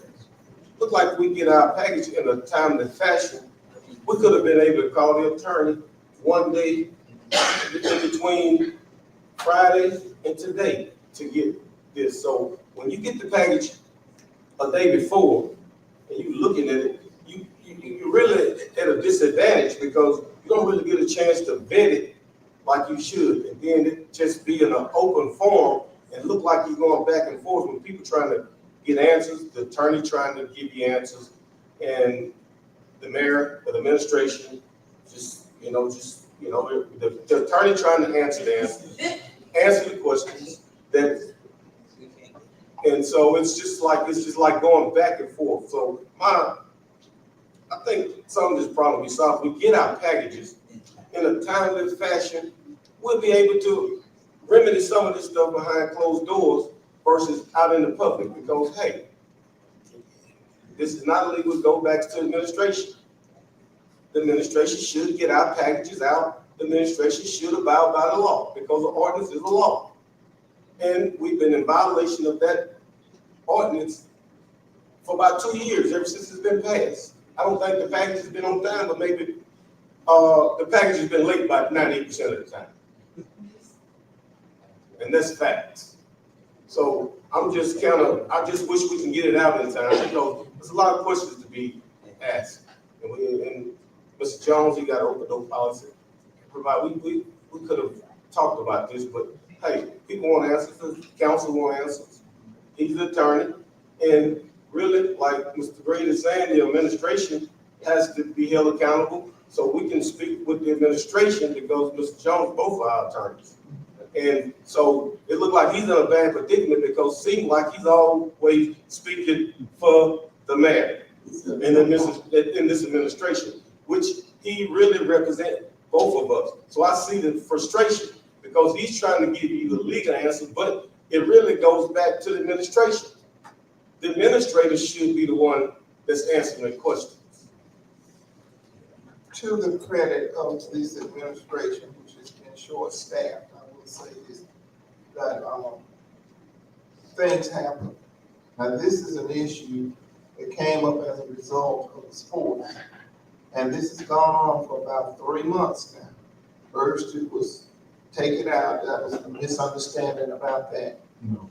Or then it came back with the clarity of, well, to replace one resolution, when you do away with one resolution, you replace it with something else. So I think this is to clarify that.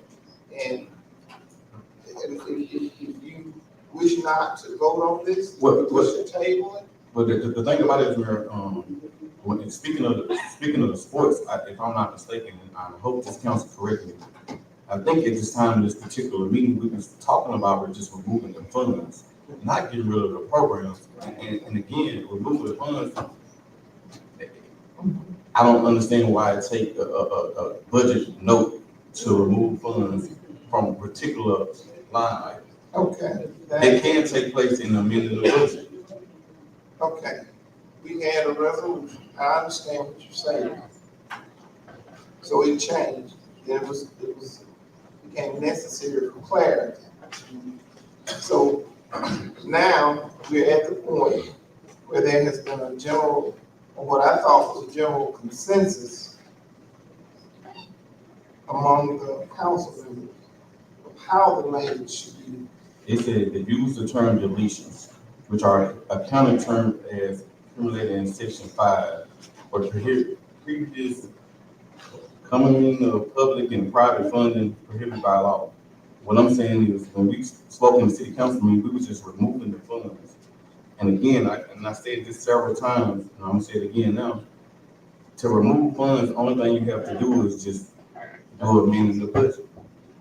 I'm not understanding why the title say amending the previous adopted budget, and then we have adoption notes. When the only thing the council said was we're gonna remove funds from certain city programs. It don't take all of it. Only thing. Well, it's the administration that responds to audit findings, so there are things that have to be in place that they ask for that substantially just exactly what you said, Councilman Deacon. Okay. Based on what the mayor just said, and I'm looking at what's written up now, because we've got to draft as chairman. We've got to draft. We just can't share it with everybody right now until it becomes public, until they get their findings. So I kind of see what's going on here, but as a chairman, we've looked at the findings. We cannot discuss them right now. So based on my observation of what I've seen, I think we need to wait until it's rectified before we move forward in any manner. We have seen it, and I'm obligated to give the finance department to give the draft of the audit to the rest of the council members, but we have the draft, so I think we need to wait and let it resolve itself before we move forward. So you telling me it's a draft to the audit report, we have something? Yes, ma'am. We didn't get a copy. Finance chair, I would like a copy. And I'll clarify something that the industry back on the floor. The words were in the resolution, so when you adopt a budget adoption, you have to have everything in writing before it. I couldn't alter the tables that were the money, which you typically do, as you were stating, Mr. D. Green. You typically just alter out the content. I don't have that. That is our the accounting service have it. So it has to be in writing before we adopt it. So I just put it into words, what would need to be taken off the table. But those words were later taken and said that we deleted programs. Those words were only there so the accountant could look at it and take it off the table. You have to have everything in writing before you adopt it. So if we just said it, and we said, hey, they're gonna update the table, there was no way that would be legal to adopt it that way. So we put into words what was gonna be done to the table.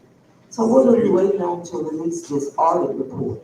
If Mr. Green has a copy, none of the rest of us do, why don't we have a copy, and why hasn't this audit report been released? So the legal on an audit is that it's a confidential document until it's public. It becomes public record after the legislative auditor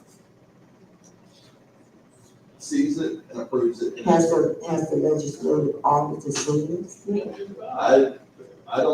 I'm not aware if that would be something with the administration when it's been filed. Well, I asked the administration. But the legal on it is that it is confidential, but there is, and I have shared that with the auditor, I've shared that with finance chair, I've shared with the administration, that it is a document that can be seen by, a draft can be seen.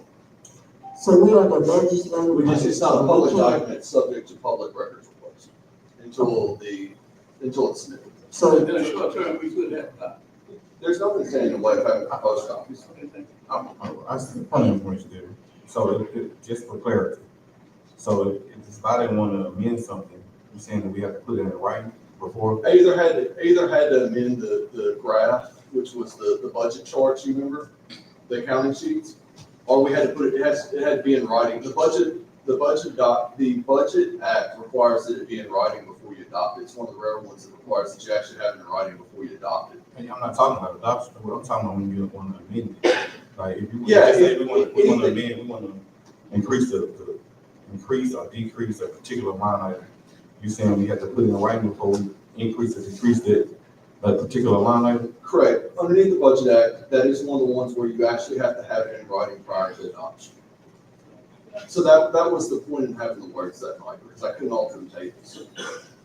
But then the words were used to say we're deleting programs, so that's not the intent, was to take out the table. Okay, go ahead. All right. We're talking about a 23, 24 budget? 24, 25, excuse me. Okay.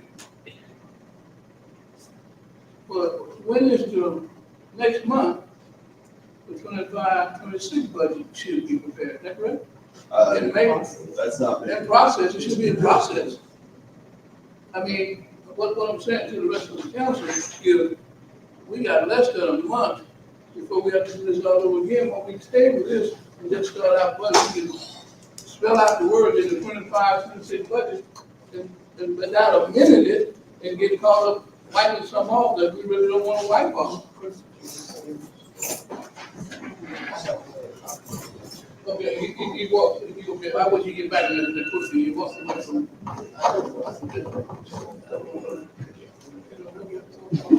That's right.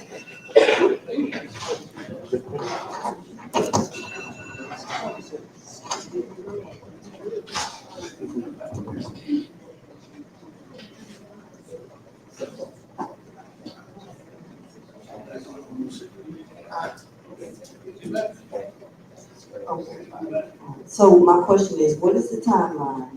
And when is the legislative auditor gonna see this report? And has he already seen it? I guess the administration has to answer that. Okay, okay, the answer, all the information that the local auditor requested has been submitted. Mr. J. Green said that he would talk, I haven't had an opportunity this afternoon to see what I have received on my email. But the airport grant was such a large grant, and there were some situations that had to be worked out with the engineers in order to get everything straightened out. So I don't know what Mr. Green has received, and I haven't had an opportunity to look at my other email this afternoon to see what's on it. But I received it, I'm sorry. I mean, someone, me. No, not you. It's Mr. J. Green. I don't know what. Anything that the chairman receives, it comes after the mayor receives. And I said, I looked at my other email because I've been, like, with my schedule this week. So you just received this, Mr. Green? No, Where's it? Hold on. We're talking about the budget, what we received? I got the audit report. Oh, the audit report is? I don't know. point of information. Everybody needs to. This amnesia is killing me up here. That's all I'm gonna say. I'm not gonna say another word. Can I say something to that? Mr. Bradley, point of information, Mr. Bradley, did I give you a copy of this, audit report? Yes, you did. Thank you. It did 2 or 3 weeks ago. You gave me a rough copy of what the audit report, not a final copy of the audit report. The audit report has not been filed with the legislative audit. This is only something that Mr. Maxwell briefly shared with the financial officer, Mr. Green. Mr. Green gave me a copy of it, okay? I looked at it, I said, well, it ain't been done with the state of audit. I took it, I'm waiting on the copy from the legislative audit that have been filed, and we have not filed anything as of this day with the legislative audit that would be efficient. Once they get it, look at it, they got 15 days to respond to us. Right now, we don't have an audit report, a certified audit report. Mr. Green gave me maybe 8 pages or something was really critical, but I won't expose it this time. But what I'm trying to say is, we don't have an audit report. Mr. Green, is that right, Mr. Green? We have a draft of an audit report. He showed it with me, I said, ooh, okay? And I left it like that, I said, well, this ain't official. I'm not going to discuss it. Because it's confidential information until Well, it's being discussed. But he's kind of the chairman, and I'm a board member. I don't think he's got a perspective from sharing with me. But like I say, I'm not discussing the findings. I was there going to the findings to certify. You don't want to listen to that certified. That's why I'm asking for, let me finish. That's why I'm asking for whoever the mayor is, get you a forensic audit report, please. And you can't get it, there's a letter here saying what the state don't have no jurisdiction, but the United States, Attorney General, Office of Attorney General can oversee the United States. Now, the state Office of Inspector cannot obey for each other, but the United States can go to the government body. And that's why I asked for the request to be set from the beginning, so we got a letter back from the state, maybe miscommunication. Okay, but again, there's not a certified audit report prepared. Real late, it should have been done in what? When was that supposed to be done? By January, February? The extension was granted. Yeah, the extension was granted, we got another extension. I'm talking to them on a daily basis. Go back to. But anyway, We're getting off the agenda. I don't know what Jay Green had. I do know what I responded to in terms of was general and what the administration responds to. Can we get back to the resolution? Right. All right. Table. Yeah, I think I said that about 15 minutes. Okay. I second I was that. expressing. Mayor, can we table that resolution? Okay, you wish to table the resolution and what, specifically is it that you desire Clarity. clarity? And if I could offer, if you would just table it till we had all until the event of everything come back or take up with all, it's some specific thing like that, rather than putting it on every month. Previous motion. Second. All in favor? Aye. Any opposed? Motion carries. Okay, so that is,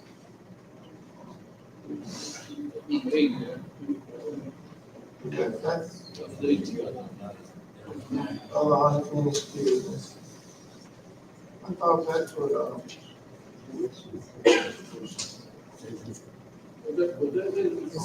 let's make it clear for the minute taker. Let's make it clear on what's being tabled. Resolution 252092. Which replaces.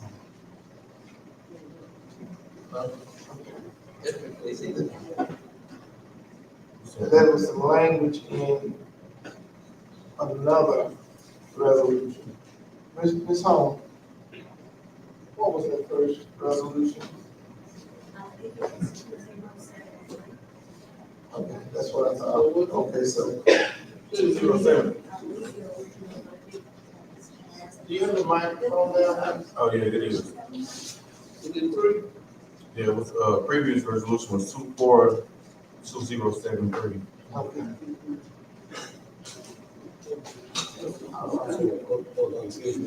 No. Okay, we have a motion, we have a second, I just want to make sure that's clear and on the same page in terms of, I have already responded to according to what took place in the meeting. So, in responding to how the funds with the track teams, those answers have been given. So, Yeah, been given to. in terms of the findings. Oh, that's on the audit report? It ain't nothing made public. Let's just move on. Okay, I just want to make it clear, because I hear the word transparency a lot. Be transparent, but it's private right now. So you train. I just unauthorized, it's not authorized to be released, but I did want to clear up that I have answered the findings based on the resolution of what took place in the meeting. So I'm kind of, so. Okay, it's taken. All right, let's go on to the next item. Number 10, introduction. Cover line. On the unfinished business, that's what I was trying to get back to when I was speaking about the package, because I was going somewhere. Okay, so in December, you know, we're required to get our packages at a certain time. So during the December meeting, we got our package, I think, the day before, or maybe the day of. But we actually tabled something because we got as a council, we say if we bring it, if something is brought to us on the day of or the day before, we normally table it. Well, we tabled something that was critical on December, in the December meeting. We tabled the actuary tables, and that prolonged the audit because that had to be done in order for the audit to be completed. So I just want people to understand, because I hear people say, well, they tabled it. Yes, but for whatever there's a reason, there's a why. We tabled it because we didn't get our package in a timely fashion. Therefore, that audit was pushed off because we tabled the actuary tables. But if it was so important, it should have been brought back up in the January meeting, but it was not brought back up until February. So I just want some clarity, so people don't understand, think that we just tabled something to be tabled. We we as a council, we say if it's brought the day of, we table it. So for anybody out there that's listening, we're not dumb, crazy, stupid, anything. We have principles and we have protocols. And that's why it was tabled. So people don't realize this. I don't know whether it was an oversight or was it intentional. You just gotta go with what happened. I'm telling you, that's what happened. We tabled, actuary tabled in December. And that gave the administration the opportunity to push the audit a little bit further down the road. And that's exactly how it happened. That's why I was saying about bringing these packages in a timely fashion, because if it would have been on time, that never would have happened. We would have voted on those actuary payments. Well, the actuary, I appreciate what you're saying, but there was massive changes with insurance, because Vantage went away. So one thing sometimes hinges on another. If we were in a perfect world, then we could get things out like clockwork. We're in the middle of an audit, pulling documents, actuary table, and then when that was submitted, they revisited, saw the massive changes with insurance, so that pushed it back, along with the massiveness of the $2 million airport that had to be worked out with the engineer. So if we could control the timing in which other people get information to us, but we don't live in a perfect world. Appreciate what everybody has stated here tonight. Okay, that takes us to where? 10. Introduction of and committed action on proposed ordinance and resolution. Resolution 25/2094, resolution to dedicate the month of April of each year as Fair Housing Month for the National Fair Housing Law, Title 8, and the Civil Rights Act of 1968 as amended. Make a motion that we adopt. Properly moved I said, and second. Any questions? All in favor? Any opposed? Motion carries. They generally send us, the governor's office, send us something on that. Okay, that brings us to B, resolution 20-2095, a resolution of the mayor and all persons of the city of Bastrop, Louisiana, city to authorize the city to enter into an intergovernmental agency agreement with Bastrop Fire Protection District Number 2. Make a motion. Come to the microphone, chief. If y'all got any questions, same contract been in place since early 90s, renews every 2 years. Nothing changed, no directive change. This is just introduction. For resolution 25/2095. Second. Properly moved, a second. Any questions? All in favor?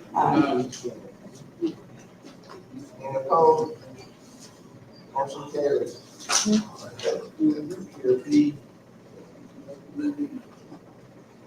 Item number 11. Other new business, liquor license. Go ahead, Assistant Chief Pace. We only have one. It's, recommend the following establish for a new application of their liquor license for 2025. It's the Dollar General LLC number 31267, located at 2017 East Madison. It's a Class A retail dealer, $400 license. Okay. I'll entertain a motion on the approval. I make a motion. I second it. Okay, approval, who made the motion? Ms. Tennant. Okay, and Mr. J. Green, second, all in favor? Any opposed? Motion carries. B, approve CEA with Whispering Pines Cemetery District E. I saw Whispering Pine here. Yes. Locke. If I could, go ahead, go ahead. I'll pass out this issue. Need him or me? Whichever one. I'll be today. This is just copy.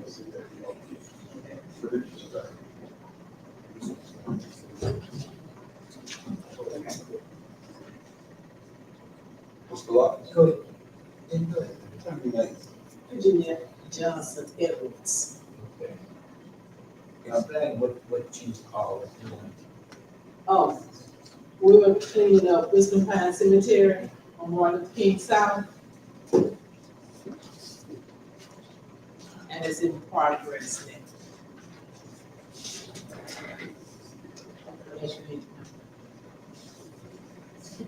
Go ahead, Mrs. Edwards, you can talk while this gets.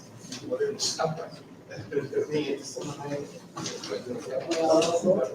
want to thank everybody who has, no. There's a group of individuals. Right. Decided that because of the sanctity of those people that's buried over there in that particular cemetery, people can't find their loved ones, a group of individuals, and I think you all have a nonprofit. Right. Nonprofit. So they are working to clean that cemetery up. You've been on, Martin Luther King South, you see the condition there. So they decided, and they are a nonprofit. And you can go by now and see that it is a cemetery. Mhm. Because you couldn't tell it was like a wooded area. But we decided to take it on. We have. You have license on this area. And, It's your deep ownership. we thank you. And anybody else who's made contributions to the cemetery. Do we need to pass that? Correct, so this is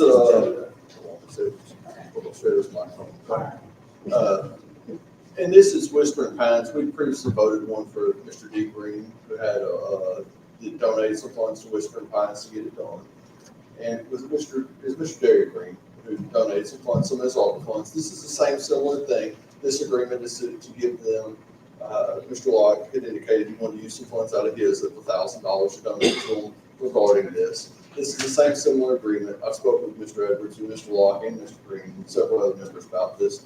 And the benefit the city's receiving on behalf of this is that it's in compliance with beautification ordinances that it would probably be out of compliance with if left in the state it was. I will say it is a place that I have driven by, and they have made some pretty substantial efforts there.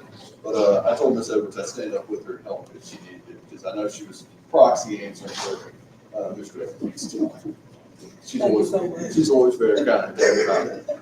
So that's what we're doing is a similar thing, and the amount was to be $1,000. Just need a motion to authorize and approve, and then we can enter into the contract. I make that motion. Thing, properly by Ms. Chapman and second by everybody else. Okay, you want to plan on this? Is Mr. Locke? Okay. Ms. Evans, All in favor? all in favor? Aye. Any opposed? Motion carries. Thank you so much. We heard that one loud and clear, Ms. Evans. Thank you all for what you're doing in the community. I know, as Mr. Locke said, it has some historic meaning. So people, have you been able to locate some of the families that live in another state? Yes, several of them on the board with us. Come back to the microphone,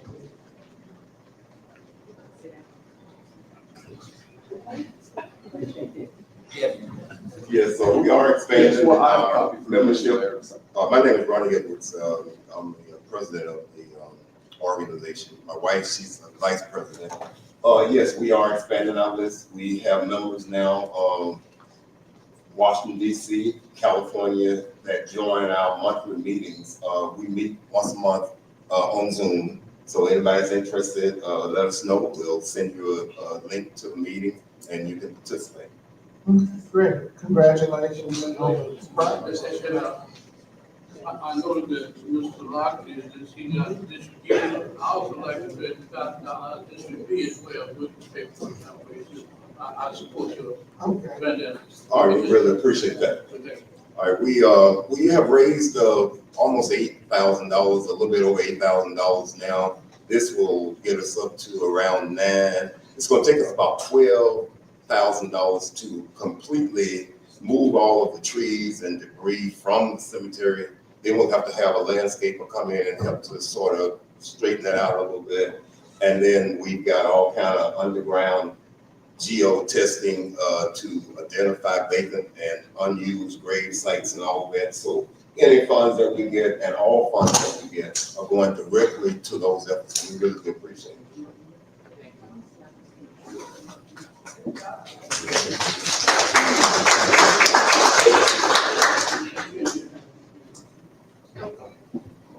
That brings us to C, approve CEAs for beautification and cleaning up District 8. This is Kathy. Yes, ma'am. This CA is for the tear down of the houses on Marable. 806, 808, and 818 Marable. Structures have been knocked down and they're working on clearing it up. So, Sorry, I'm not around everywhere. On the 806, 808, and 816, that CEA, I checked on it with us, we've gotten it approved. That was the one that we did the first one. They just need to, we have it all signed, in fact, we signed it. I know we did a bunch of them. And that one's already been signed and put in place. The other 4 that I researched, we'll just have to take those up on the next meeting when I can get the records done. But we took care of your 806, 808, and 816. And those were 3 houses to be brought down. right, And they're down, she's clearing things. yeah, as soon as we get the invoice form that's been cleared, and they'll, I believe, I don't want to speak too much on it, but I would think, because the contract says just make sure it's cleared off, I believe that somebody would probably go by and check it. And then, once we have the W-9 in the thing, we can pay it out and get it taken care of for you. Think about we on CA, we can expand it to discuss it. Not for Go, Attorney Jones. I was gonna You check. get 2 witnesses to authenticate those signatures, please. I got one information, Mr. Jones, just we talking about VA. I got running into a little problem in my district. Like Ms. Kennedy, they asked me about some houses. My problem running into is a lot of the dilapidated houses in my district either belongs to the landowner that we've been having trouble with, which is Mr. Lyers, or is adjudicated to the city of Paris. So I got to know that's my problem. So what, I mean, we don't want to go and tear down his property. He's been a nuisance to the city of Bastrop for all these years because he got about 200 or 300 properties. So I want to know what remedy do we have when you get finished with that, because this is legal. Sorry about that. Okay. I'll wrap this up. All right, I'll wait on. So y'all waiting on that? No, we press for time if you listen. Okay. So the properties that we've had with the landowner, the listed property owner that has plagued the city, which I think we're all fairly aware of, is that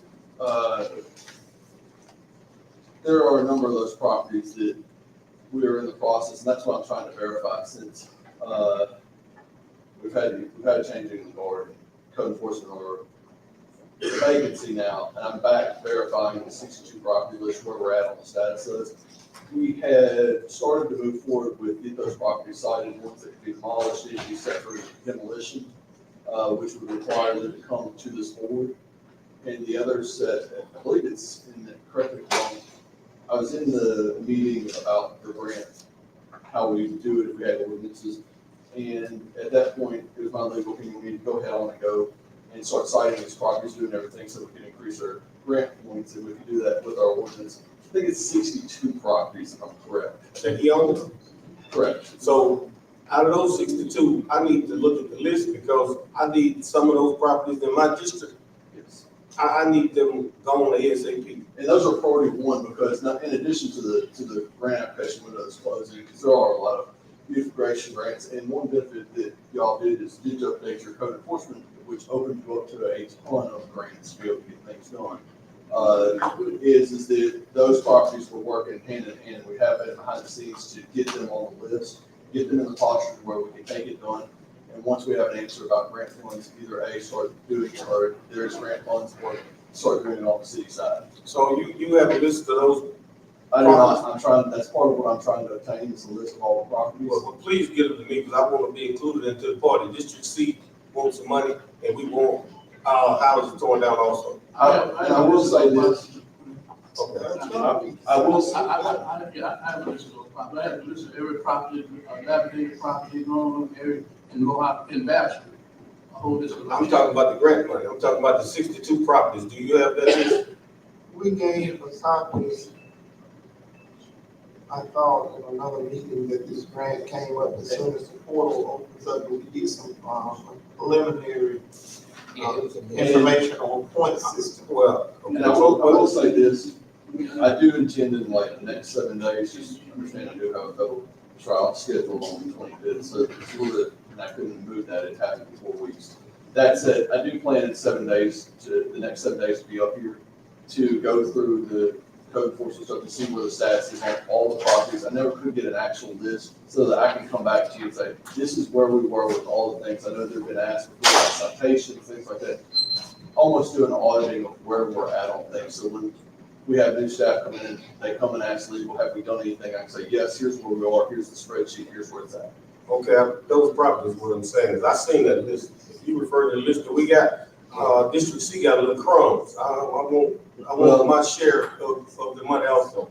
I am concerned about that list, but I know there has to be a bigger list of cited properties. And so what I really would like to do is and I have somebody at my office that is their full-time job to create spreadsheets for me, anything we need. And I'm going to get them to create one that can be shareable with everybody on the council so that you can say, hey, not only was this 62 properties in there, because I know that there's more than 62 properties. These are other concerned properties, and if I can have them divided by district, I'll try and put a category of district in there so that can be sorted. And that would be a spreadsheet that's gonna have stuff come and go off of it, so we can see statuses of things. And I'd also like a spreadsheet like that to be where you could add stuff to it from just there, and it's cooperative share sheet. So if you're out in the public, somebody says, hey man, or hey, we have this property, you can just put it in that spreadsheet and I'd be able to see it right there. I have to get the auditing of the office, the spreadsheet actual creation of it won't take very long. The guy that does it for me that's in my office, that's his full-time job, he's paid a salary for that. So he will do it quickly, or I'll find somebody who can do it quickly that will, I'll tell you that guy's name or that girl's name. Somebody will do it quickly. And if he's watching the meeting, you understand now, gotta get it done. Clean up. You have in your package from Public Works Department an estimate on the Lowry building on 119 North Washington Street. You have a cost estimate, that's a baseline cost estimate. So, pass this. A memo. Send it to me by Mr. Orals.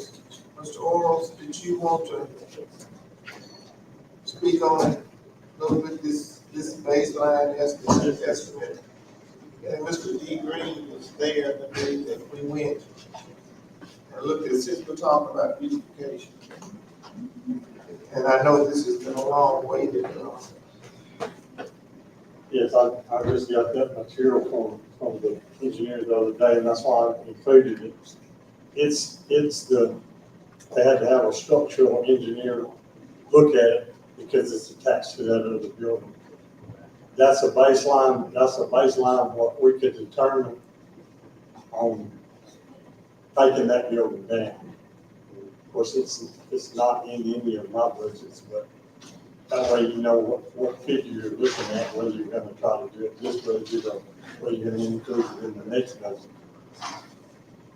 Just the information that I told you I would get for you.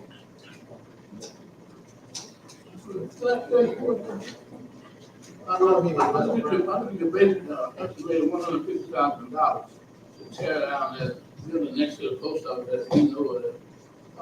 Again, Mr. John, you may want to, you may be the answer to this thing. This particular property, belongs to Law Buildings. We got estimated $150,000. It's a nuisance to our community.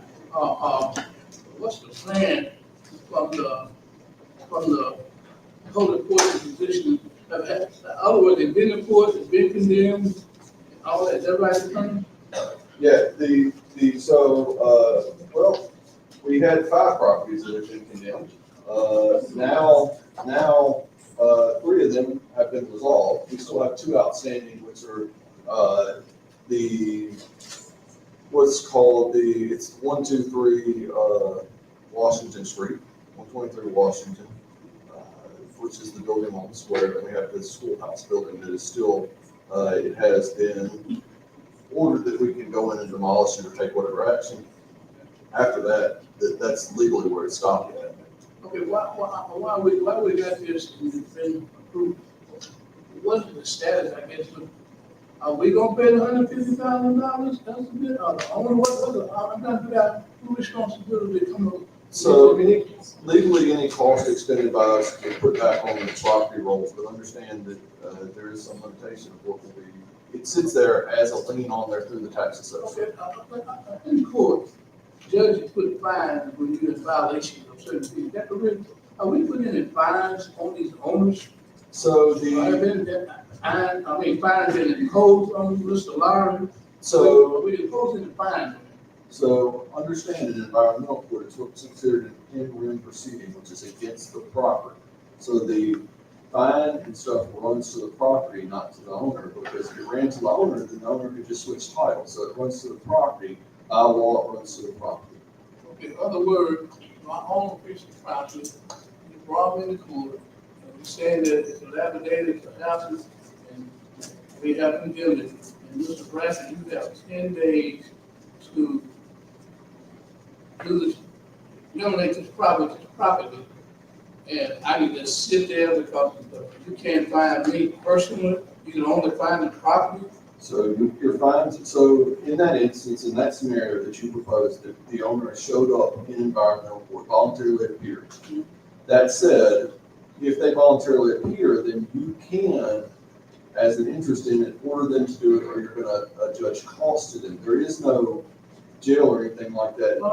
But the fine, ultimately, if the fine isn't paid by that person, it just runs to the property. You're ordered to show up because you have an interest in the property, and the actions we take could affect the property, which could affect your interest. It's a trickle down. Okay, I'm just trying to figure out how, I'm asking this question because there's gotta be a way that I've been in other cities, other municipalities. This is problems like these throughout our city. We have the same problem right next to our bank, one right there on the other side of the square.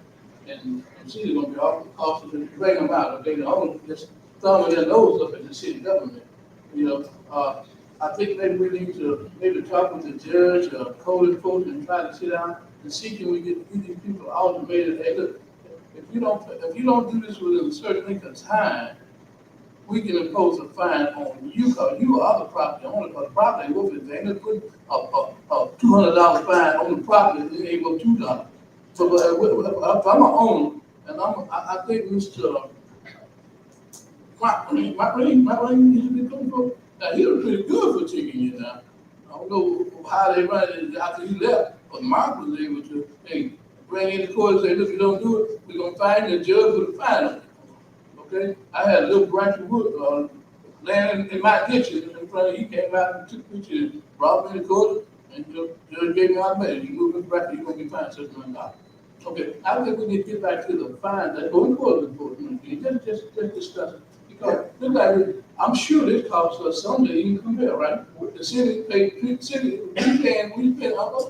spending money, we go through Bastrop and get estimates, and estimating all the dilapidated property in Bastrop, we'll be out $1 million. Well, and I think at some point what happened is participation in the environmental court, people realized that there's not much that could occur personally to them.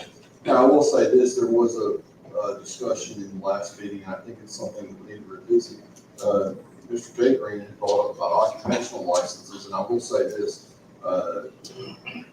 it's a dialogue that I was going to have with him tonight after the meeting, but the dialogue is that we need to probably amend the ordinance on occupational licenses, that we can revoke your occupational license if you have property in this city that is in violation of our beautification ordinances. Currently, that does not exist. I mean, when you say violated an occupational license of this property of any property you own. Occupational business licenses. Anywhere you own in the city. You can have your business license revoked here in the city for having properties that are in the state of affairs, anywhere you're at. That's such a location, what I'm trying to say. If you have any occupational or business license that's attributable or that you have a beneficial ownership in, meaning that you're a member of, you can have that license revoked. And that was something that was vetted and to be researched, and I accumulated that, but in the meantime, there were some other things that came up. Well, I said we gotta get their attention, because they're turning those of the city back, with every, Brighton property is the biggest hold up on our economic growth in our community right now as we speak. And I think when we lost participation, I looked at the numbers in environmental court, so backtrack from the research is that I think whenever the participation dropped there, it was just kind of one of those things that if you work it out, if you thumb your nose at it, you're not going to jail. And it's not a criminal court, it's a civil court. And so I think getting at it in multiple different ways helps us. Well, get in the pocketbook, and they'll make the adjustment. Okay, let's move on to, item G, discussion and possible action on the country club street closure and request documentation regarding the reason for the closure. Ms. Tappan, this was your request. Yes, ma'am, and I received I requested, I wanted the letter from the insurance company that recommended the closure of the country club. Okay, Mr. Jake is standing there and we'll go back to the process of. Yeah, the process, y'all tabled that project in. I know, but if we table something, it should be on the next month's agenda. That's the procedure. We table, just like we table something tonight, it should be on the agenda next month. So yes, we did table it, but it should have been on the following month's agenda. Not the way I perceived it, that's fine. Yes, sir. It was tabled, and it was never brought back up to. It was supposed to be, we shouldn't have to bring it back up. It's supposed to automatically be placed on the agenda. I'll give you an example. When Mayor Cotton, Lord rest his soul, he wanted the pickleball court over there close to the municipal center. It was on there every month until we finally agreed. Mr. Green and Mr. Lockton, they concurred. I agree. Because we're not supposed to tell people to put it back on the agenda. It's supposed to just be placed back on the agenda. Point of information, Mr. Owens. Yes. When we tabled it, Correct. you recall when I asked you a question specifically, we was talking about tabling it. You said, I've been working on this project for about 1.5 years. That road. I hadn't worked on it that long. You said, hold on, let me slow down. When we tabled it, I'm gonna go back and get the tape. You know, I don't want to misquote you. You said, well, I think we've been working on this. It's been in the work. You said it's been in the works for about 1.5 years. I don't know that you say you was particularly involved in it, because that's exactly what you said. Matter of fact, I'll give you the time of the meeting that you stated that. So I don't have it in front of me, so don't hold me to that now. Just let me do my research. But going back in time, I'm reminded when we was talking about it, the next time it was, you said it just sporadic, you said it like right out the blue. I was like, oh, I already been working on this. So, I'm just gonna hold my thought until I do my research and kind of jog your memory. So if you think about it before next meeting, call me and remind me that, you know, either you said it or you looked at the tape, or it was not said. Because if you didn't say it, I'm all for saying, I misquoted you, I made a mistake, but I'm pretty much sure as to what you said. I got a question, Jay. Yes. Go ahead, Mr. Green. I'm sorry. Hey, who responsible for saying put the dirt down on the I was. When we had the engineers. I got this two-part question. Go ahead, okay. And well, you can go ahead, because I want to, what was the reason for putting the dirt down? We had to make the road safe. The road was undercut when I first came back to work projects for the city. The road was being undermined by the water. Okay. And when we looked at it, we attempted to put some, if you look, we attempted to put some riprap in to try to slow it down, and it wasn't. So we had an engineer come in and do a study to see what we could do to make it safe. Once it was tabled and once it was brought into the public that that road was unsafe, we couldn't allow traffic to travel because if they run off the shoulder, turned over in the ditch, then we become liable. So they under me. Wait just a minute. Because the engineer said that it was not urgent to shut the road down. It was told to us in the previous meeting that the insurance company is the one who finally said it was a liability and should be shut down. So I just want to see black and white, I can read, to see the recommendation from the insurance company that they did tell the city shut it down. And I had a question too. Yeah. One of Jay. Yeah. So do you know if the time frame, when was the dirt put there after the meeting we had? We put the dirt in within that part. No, I'm talking on top of the road.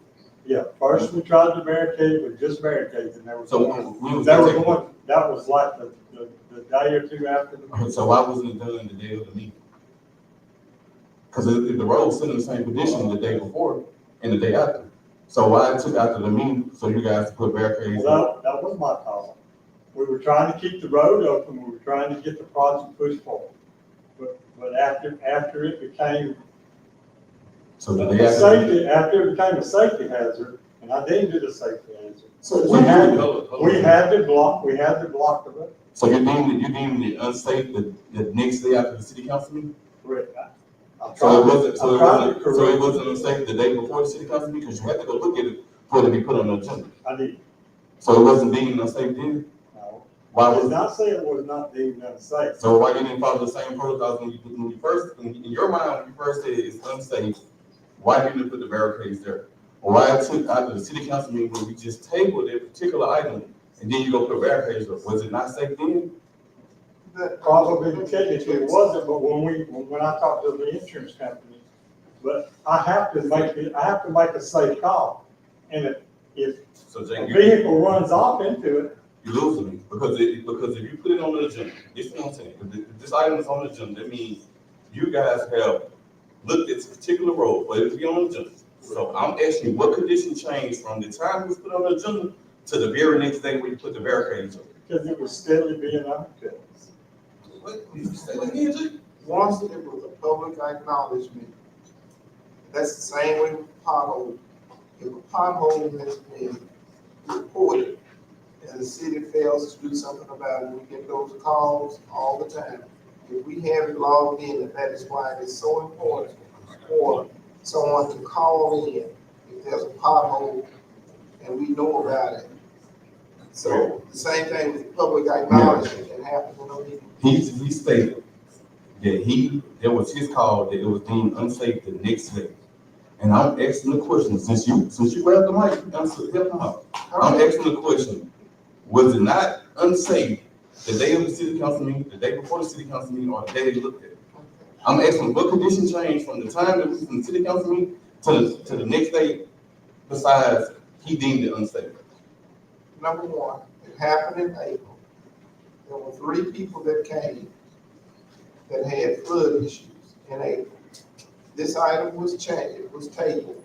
I do not recall table until when, but it was tabled. In April, May, I'm giving a timeline. In May, we began working on budget. But the next day, the conversation with the insurance, and you can have the insurance number, and you're welcome to call, said that once there was a public acknowledgement, and it is all on recording. I got a point of information again, Mr. J. Then, I'll finish that. Okay. May, June, the budget was adopted. Street budget. You haven't, you get around my question. I'm not reading, I'm giving a timeline because it seems to be a lot of miscommunication in terms of backlash to the administration. No disrespect, Mayor, it's not, it's more, my question is, what took place from the time we left the city council meeting to the very next day where Jake, because he said he made a call, and he deemed it unsafe, that it wasn't unsafe the day of the city council meeting or the day prior to the city council meeting.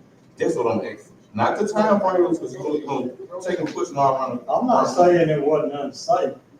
We were trying to get the project pushed forward so we could get it completed. I get that. And then when you brought it out in a public meeting, that. What? When you brought it out and tabled it in a public meeting, we had. And the next day you deemed it unsafe. We had correct, because I had to.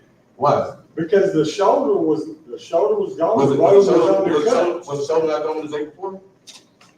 Sure, part of it was. So it wasn't unsafe to you then? Sure it was. So why you didn't deem it unsafe then? Well, I made the call, hoping we could get it completed and done. Okay, point of information. That's my comment. One point of information, because you kind of answered my question when you were speaking.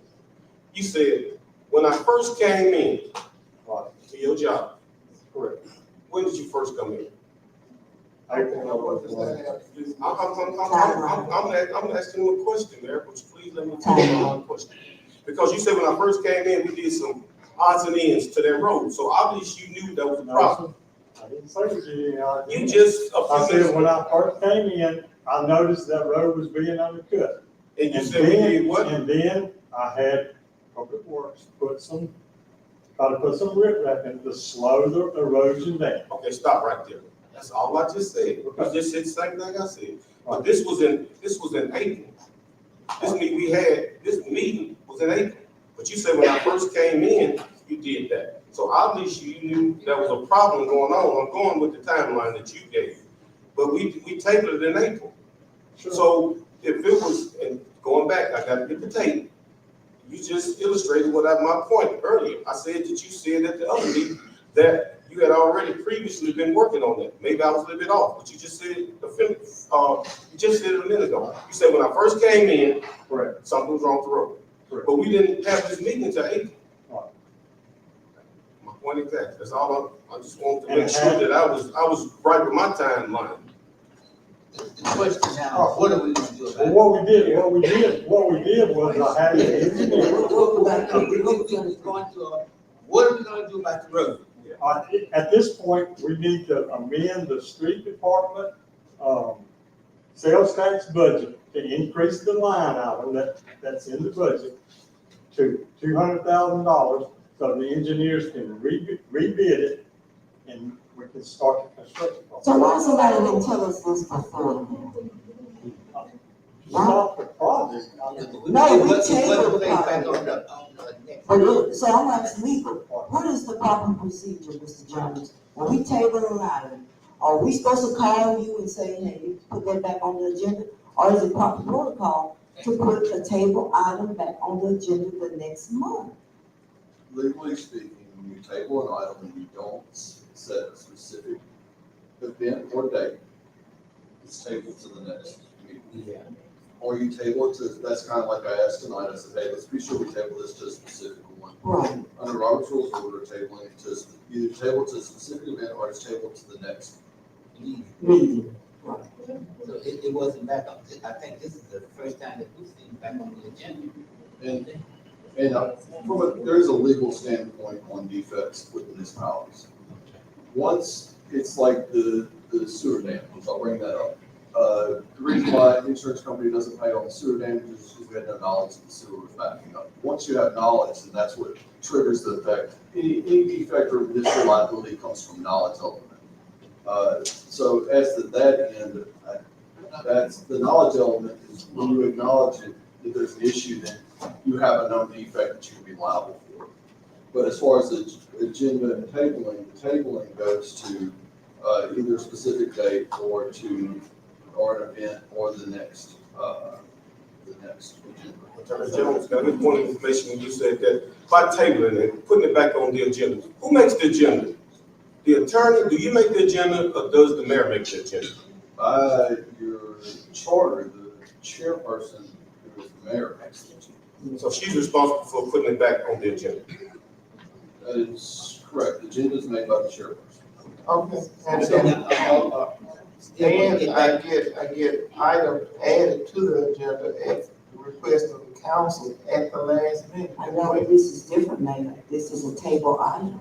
Okay, but the question was asked, so I'm not gonna sit here and be slaughtered for something. Go ahead, I think. what are we gonna do about the street? We can sit here all night going back and forth. So we got to increase budget. Now, our next question, do we have any other streets, I know we do, that have been brought to your attention in the same condition? Off the top of my head, I can't answer that. We have culverts and things that we replace constantly. We have 5 right now. I think that's in order to be replaced. You haven't received an order from Smith Street? Smith Street? The only thing I would caution on this from the legal aspect is probably announcing the event here, because then it's a public acknowledgement and it puts in the same defect provision. That's the only, I just don't want to trigger a legal effect. Okay, well, I will do that. Go ahead, Correct me if I'm wrong. And they started construction on that street over there? No. What was the guy doing over there? I saw him working in the drain, they dug up. They did some potholing for utilities. Okay, in that They same have to area. locate the utilities to do. Okay, in that same area. Okay. It had nothing to do with, they were seeing, they were able to get doing work there. I saw them working on both sides of the road, they were doing utility, you call it utilities, but that was not no part of the city project. No, it was an engineering project for us to follow the utilities. We had to know where all the utilities were for the engineers to draw up the specifications for the. And they were messing with the road. Right in the same area, well, what you said, the danger part with their runoff, I thought they were really there to fix it themselves. But I see, they stopped working and the dirt came back in place. The dirt was gone while they were working. Then they put some fresh dirt in there. But the city ordered a diamond. Yeah, we have to do, guys, we have to do all of that. So that's what you say, that's what it was part of. Before the work can be completed. Okay, you did all that, but, okay, that was part of it, that had to be. Correct, it's part of the process. Okay, before we can go ahead and fix the, I guess you said drainage, is that correct? Yeah, it's drainage. And how much you said that cost? We're gonna have to increase it to about $200,000. And it comes to big thing. I mean, that pavement and all, I mean, that's just a drainage. That's the deep work drainage Right. box. I can show you some plans. Okay, box and drainage, nothing to do with pavement on the road. So what, you gonna have to do something, you You'll have have to pick that. You'll have to pick that when they get to, over that particular project, totally would rub off your head, maybe $500,000. No. We're hoping we can get the project done for $200,000. That's the pavement and everything? Yes. Bridge pavement? Okay, you said something about the money. Don't we have the money for that? Yes, sir, but I only have $125,000. I only budgeted $125,000 when we started that project. Now with the cost of materials and everything going up, I'm estimating it's gonna take close to $200,000 to do that Oh, project. that sounds like the Concrete Bridge. I don't know why the engineers. I can't control I that. understand. Let's get back. Let's get back on track. Let's get back on track. I'm gonna get back over on. Let's get back on track. Okay. This is in regards to. You You said you need how much? Another 200? Oh, Or just no, increase it? 200. I need So to that's increase it to 75,000. 200,000. Right. Okay. I'm gonna send 5,000, we have to budget. So we need to do what we gotta do. About school, All we have to I do- have next year, I don't think the kids. All right, so Mr. Finance Chair, we can figure out how we can get $75,000 to open up a country club. Yeah, so legally speaking, you would make an amendment in your finance committee, and then it pass up here, just like P and Z did with the horse ordinance, where they brought one here and they said, hey, we recommend the commission this before the board for action. So it needs to come from the Finance Chair. Just needs to come from a vote from the finance committee, that y'all want to do Mr. that. Chair, you wanna come to our next finance meeting? Okay. Yeah, that's a priority, school right there, everything. That was, I don't know why we're taking that authority was built into the finance committee. Okay, Come to our committee meeting so we can It's try to That's no resolve problem. this issue. Okay. so we'll see you next month.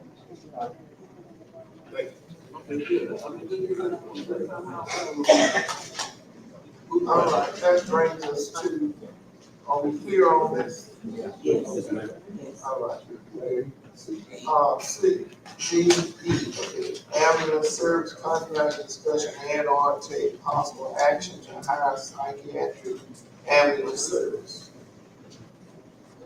So I'll bring it up today. Okay. We know in the last meeting, or one of the last meetings, we had the ambulance provider here that we have a contract with.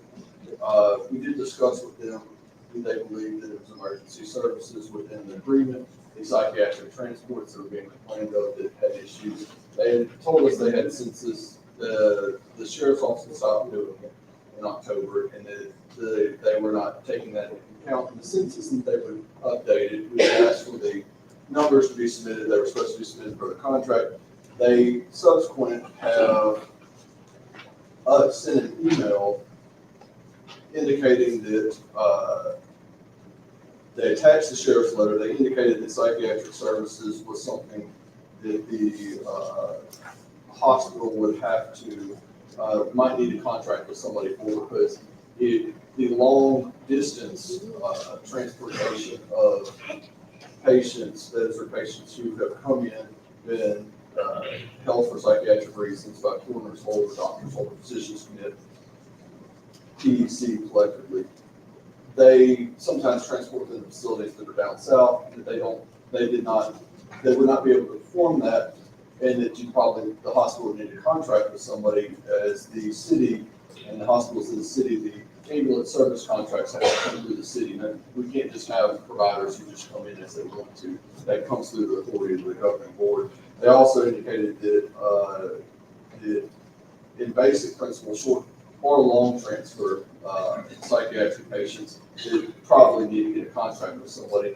That's gonna put it to where, we're in a posture legally where we can contract with a subsequent service to provide those. And we, at this point, need to reach out and begin the process of contracting with a separate service to be able to perform that. There's a tacit admission by them that they are unable to perform those services. They don't believe those services should be able to be performed by them. I have copies of that email that I can pass out. I also have copies of the contract with them that I will pass out for reference on that. I don't know how much action tonight other than, we need to move forward with getting everything. There was some question about, and I asked very candidly about emergency services. They consider that to be an emergency service. They said yes, but this email is their admission that it's either A, not an emergency service, they didn't delineate which one, or one's a service they can't perform, or that they would suggest that it would be hired out. The improper suggestion in there was that the hospital would be the contract. Well, as everybody's very well aware, the ambulance contracts for service have to come through the jurisdiction of the municipality, which would be the city. And so I think at this point, we need to reach out with providers and see if we can't get at least a minimum supplemental contract going for psychiatric services. I'll pass out copies of the. And the Acadian ambulance is really willing to do it. Yeah, there's several that do it. Acadian's probably the most prolific up here. They have the contract with a bunch of people. Would be my suggestion. I know the police here in Washington does it with Acadian. It is a very prolific people. They are probably your largest provider. If you are looking at a provider who is that has ambulance contracts throughout the state. Acadian is your largest. Would, Acadian absorb the liability, let's say, if the hospital recommended a psychiatric patient to be transported somewhere, who would absorb the liability? The liability for the transport, Yes. they are a transport service. The liability for anything that occurs during transportation is going to be on the transport carrier. The order or to send it somewhere, that's always going to originate with the place that's originating. That's a medical claim. Okay. But the actual liability they carry, the liability for the transport, anything that occurs during the transport, that is not more to us or anything else. That is contractually obligated to them. Okay, thank you. I remember this issue came up, so years ago, go back in 2012 or something like that. Absorb the liability. Okay. All right. Now, let's have a service contract discussion and or take action. No action. No action. We need to reach out with the Acadian. Okay, so,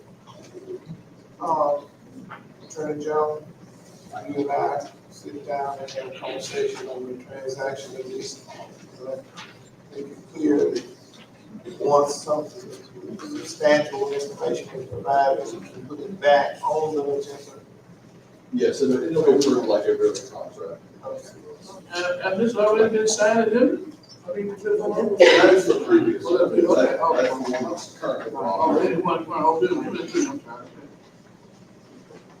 All right, No change to that. let's move on. We have a speaker's agenda. We have, speaker's agenda. It's also in the packet. The same rules. I won't go through reading that. Each speaker request submitted. First one is, maybe I'll be better with this. Open comments. We know this is an opportunity for that person to exercise their freedom of speech. It's not a question and answer session. So Ms. Terica Everett, harassment, defamation of character, false arrest, Bastrop PD.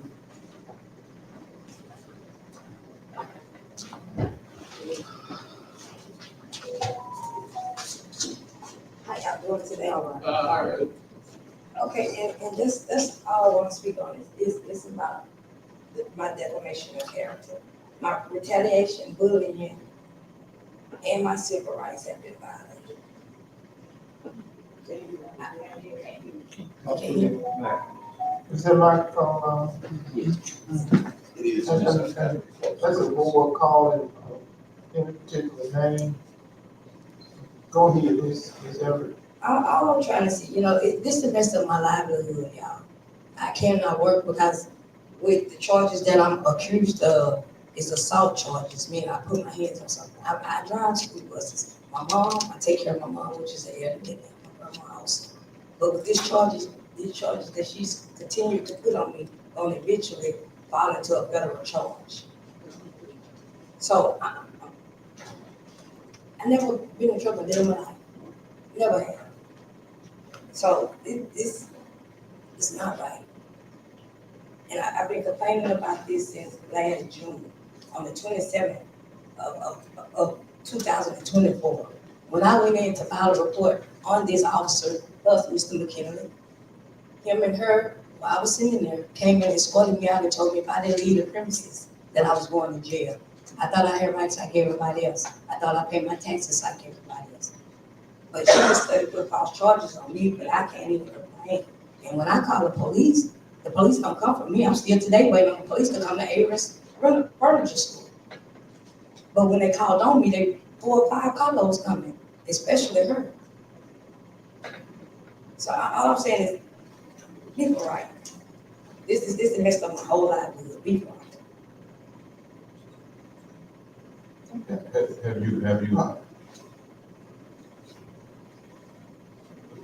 Have you spoken with anybody outside of the incidents that you've been part of? Have you spoken with anybody? Yes, I spoke to Mr. Grufford and I spoke to everything that goes on. She knows it. We was communicating fine at first, but then all of a sudden the communication stopped when the husband made a threat to me. And I reported it to her and she told Mr. Reed to call me to go file a report with the parish. I did that, and after I did that, I'm arrested again for assault charge. After I filed that, the husband made a threat to me. Mr. Grufford, no, she knows, I can show y'all the paperwork if y'all need to see it. Attorney Jones, would you speak to, we don't want to get into trial by. That's fine. On the county. Yeah, just what I would say is a word of caution to this effort is, it sounds like, and I don't know the status of it, the city attorney's office, I can speak with the prosecutor regarding the case. I don't know which court this is pending in, but it sounds like the case is still pending. City. At this time. I would just caution you, be careful as what you said, because you do have your Fifth Amendment rights against anything. And sometimes people will actually say things and not know how to interpret it. I don't want anything to affect your case different than probably if you have an attorney or something else. That's all. So that's one caution. One caution I give to the city is that it sounds like this is going to be a litigious matter, a legal matter. People can express their views here and express everything. That's what this is for. It's just to tell us and bring things to attention, things that I can look into, other people can look into. I just don't want to put anybody in any predicament, either which way. I don't want to put this ever in more of a predicament. It sounds like she's in, and I don't want to put us in a thing where we take a position either way. But I do know that it's here and that I can look at some things and see what's going on. Yeah, that's the only thing is I'm just giving a preface to Yeah, this every. I would tell Mr. Commissioner, Evans, Mr. Evans, what you're saying, listen to what you're saying, without calling their name, there's a particular officer in our police department seem to be called based on every incident you have incurred in, and the same officer seems to be to your they is harassing you due to a relationship or something with a former husband or spouse relationship, and you feel you are being harassed by this particular officer. That's what you said?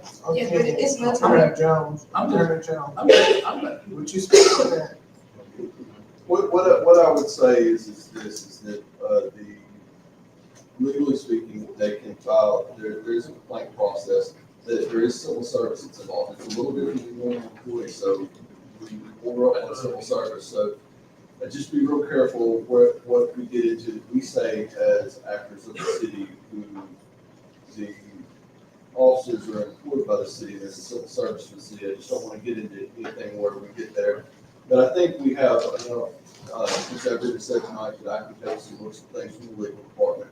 And that I would inform somebody, or inform any member of the public, that there is a process that you can make a complaint that can go through the complaint process with the PD, which ultimately can trigger certain civil, can trigger the civil service actions or things like that. It's investigated that way. And let's just try to orient people to proper channels. That's basically what I was going with the attorney, because she feels harassed, and she can go through, that's basically what I was saying. Correct. I mean, fill out a complaint that it's investigated. like getting to the legal aspect of the liability of the city, then there are certain agencies and people that you can go to, like you talked to, attorney, for civil service, but this would be the proper course of thing. You probably, like you said, you kept with the city, but I want to thank you for bringing to the attention of other cities, but this is not the proper agency to address your complaint, if you want to do it. That's basically what I was.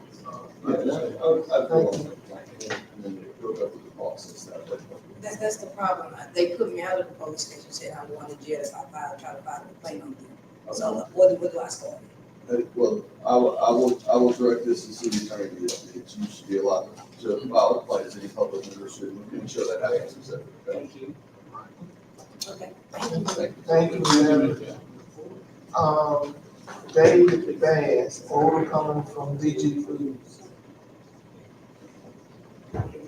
Mr. Bass here?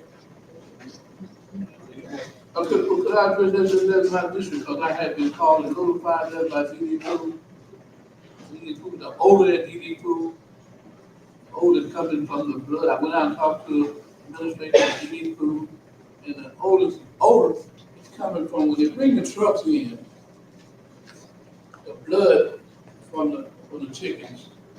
If they don't clean it properly, get the pavement, and the sunshine or temperature gives off the odor.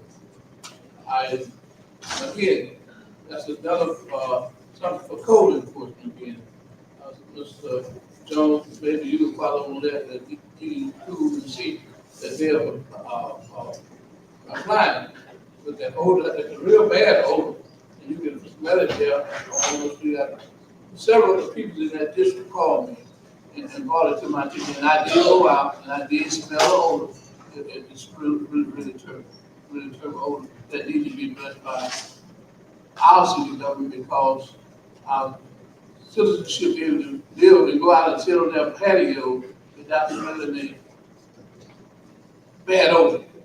And I think that's something, again, out there by that call code enforcement and whoever job, I think the code enforcement to go out and again, if you need food, doesn't take caution and bring their property up, their blood up, again. So we got a lot of code, but we don't enforce it. And that's why people do what they do. And again, we need to enforce our code on the older order, what they're giving out like that. But again, I had several people from that neighborhood, that's my district, call me and complain about that odor. And I did go there on several times, and I submitted that odor. Okay, the odor water, the treatment plant that's out there, we have an aerator, that all of that has been prepared, with the exception of one that we're still waiting on, and I have been made aware that the problem is more than likely coming from somewhere else and not necessarily on the city's behalf. But I don't think it's on the city side, I think it's likely to maintain their truck when they bring them in. Okay. But not, see, I don't think the city problem is they doing maintenance, that they're maintaining. Not the city. We don't obligate speeding the truck, I mean, that's the different from sidewalk. Mr. Bass, do we have a phone number for Mr. Bass?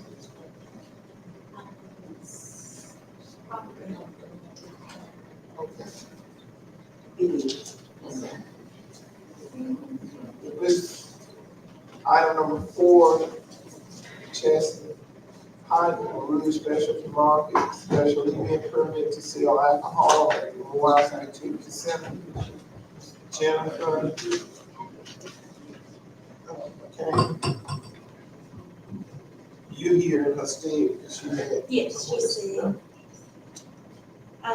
I was just told I had to be here to get the permit. I was contacted by the Bastrop Police Department earlier this week, and they said I had to fill out the application and then come to the city council meeting. So you're actually making was that, where is Assistant Chief Bass? Is he still here? He's gone?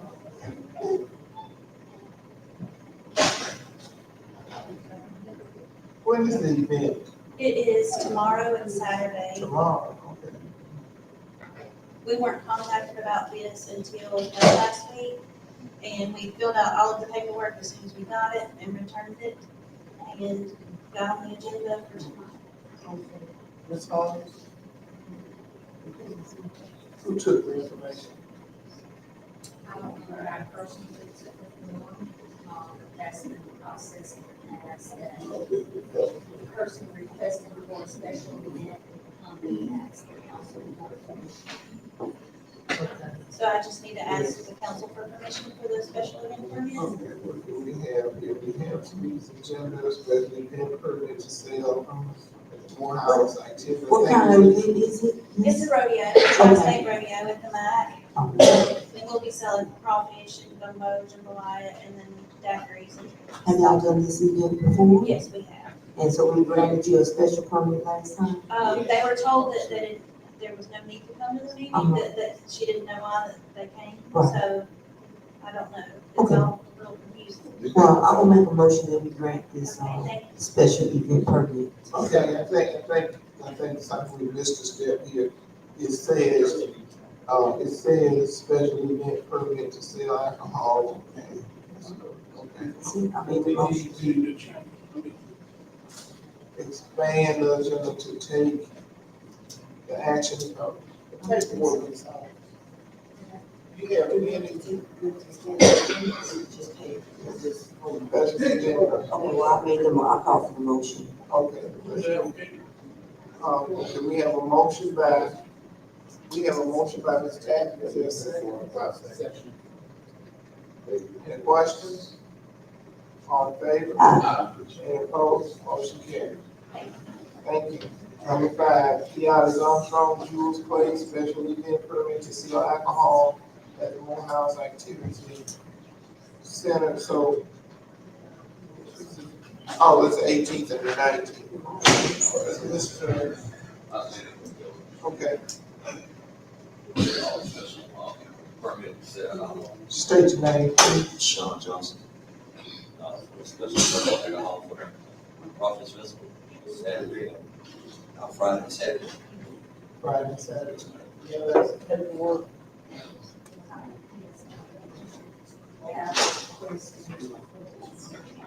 I'll make a motion. Okay, we have a motion. We have a second. All in favor? Any opposed? There is a motion. All right, at this time, I'll entertain a motion to adjourn this meeting. Someone make a motion. I make a motion.